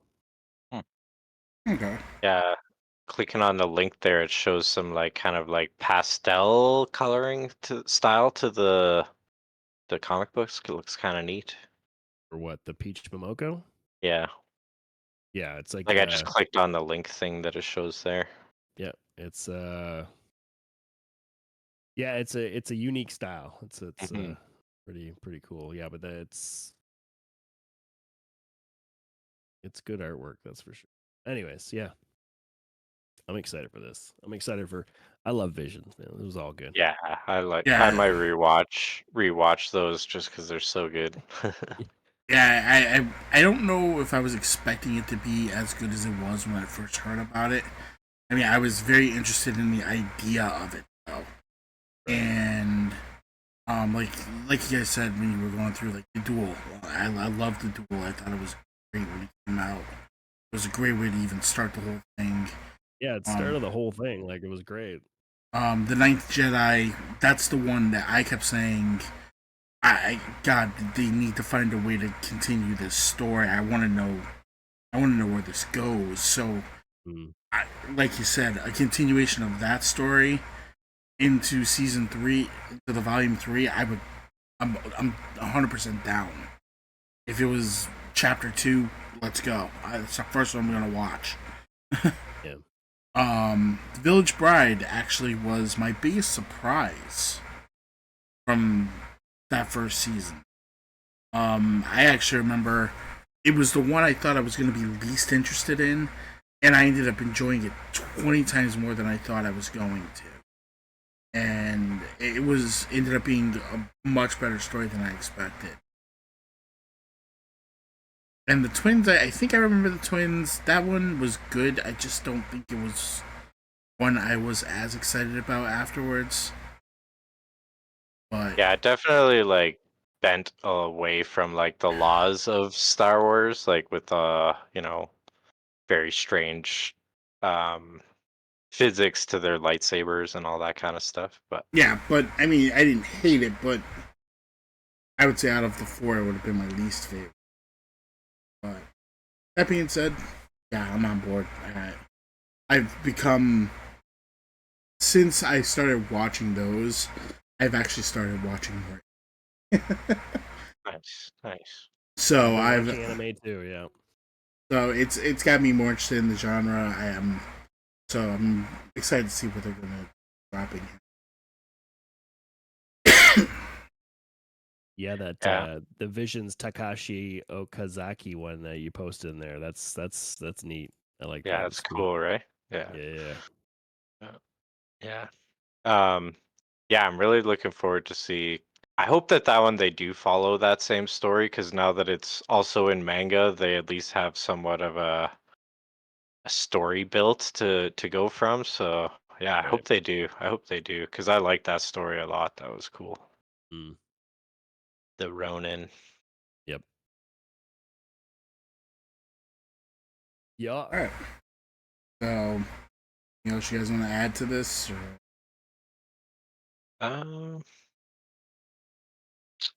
Not really. I'm looking forward to it, and yeah, that's about it. And is there anything else you guys want to bring up?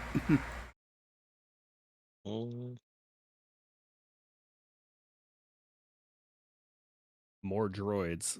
Yep, there it is. Okay. I feel like I had something I was gonna say here, but I don't remember what it was. So yeah. It's all right. I mean, hey, I want to see a trilogy based on just droids. Not a trilogy per se, but what about Tales of the Droids? Oh, Tales of all the droids. Tales of the droids. Yeah. From their creation. Yeah. Yeah, those those Tales things, it's a good way to like dip into side stories without having to make it such a big deal. Yeah. You never know. We might come though.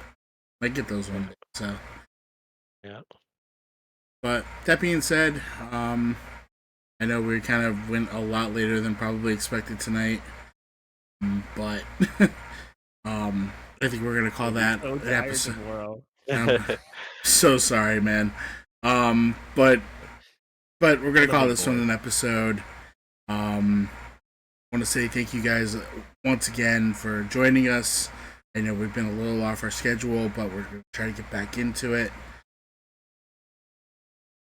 But as always, don't forget, no matter what platform you're listening to us on, whether it be YouTube, here on Twitch, over on Spotify, definitely give us a like, definitely hit the subscribe button, the follow button.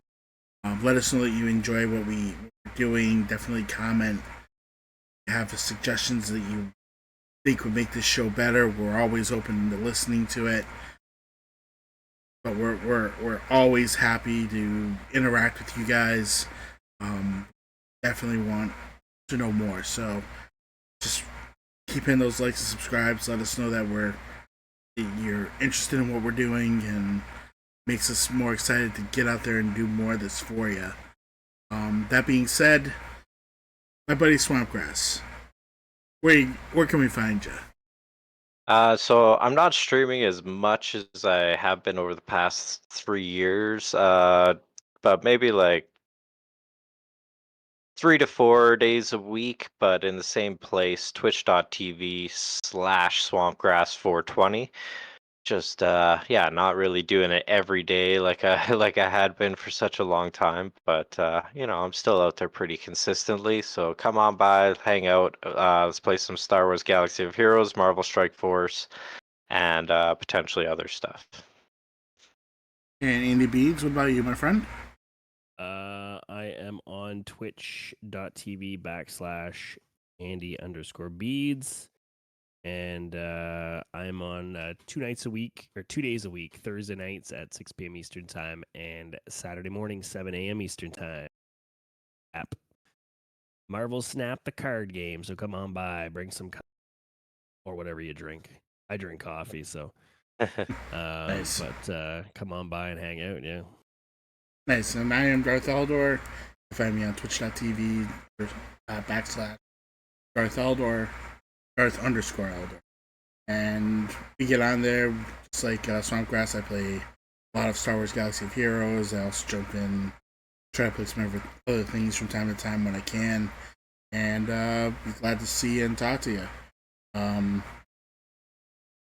Hope to see you guys soon. Hope to those that are listening to us from America, hope you have a great Thanksgiving this week. And next time we see you, we'll be talking about how excited we are about this Skeleton Crew series that has started. Until then, you guys all have a good night, and may the Force be with you always.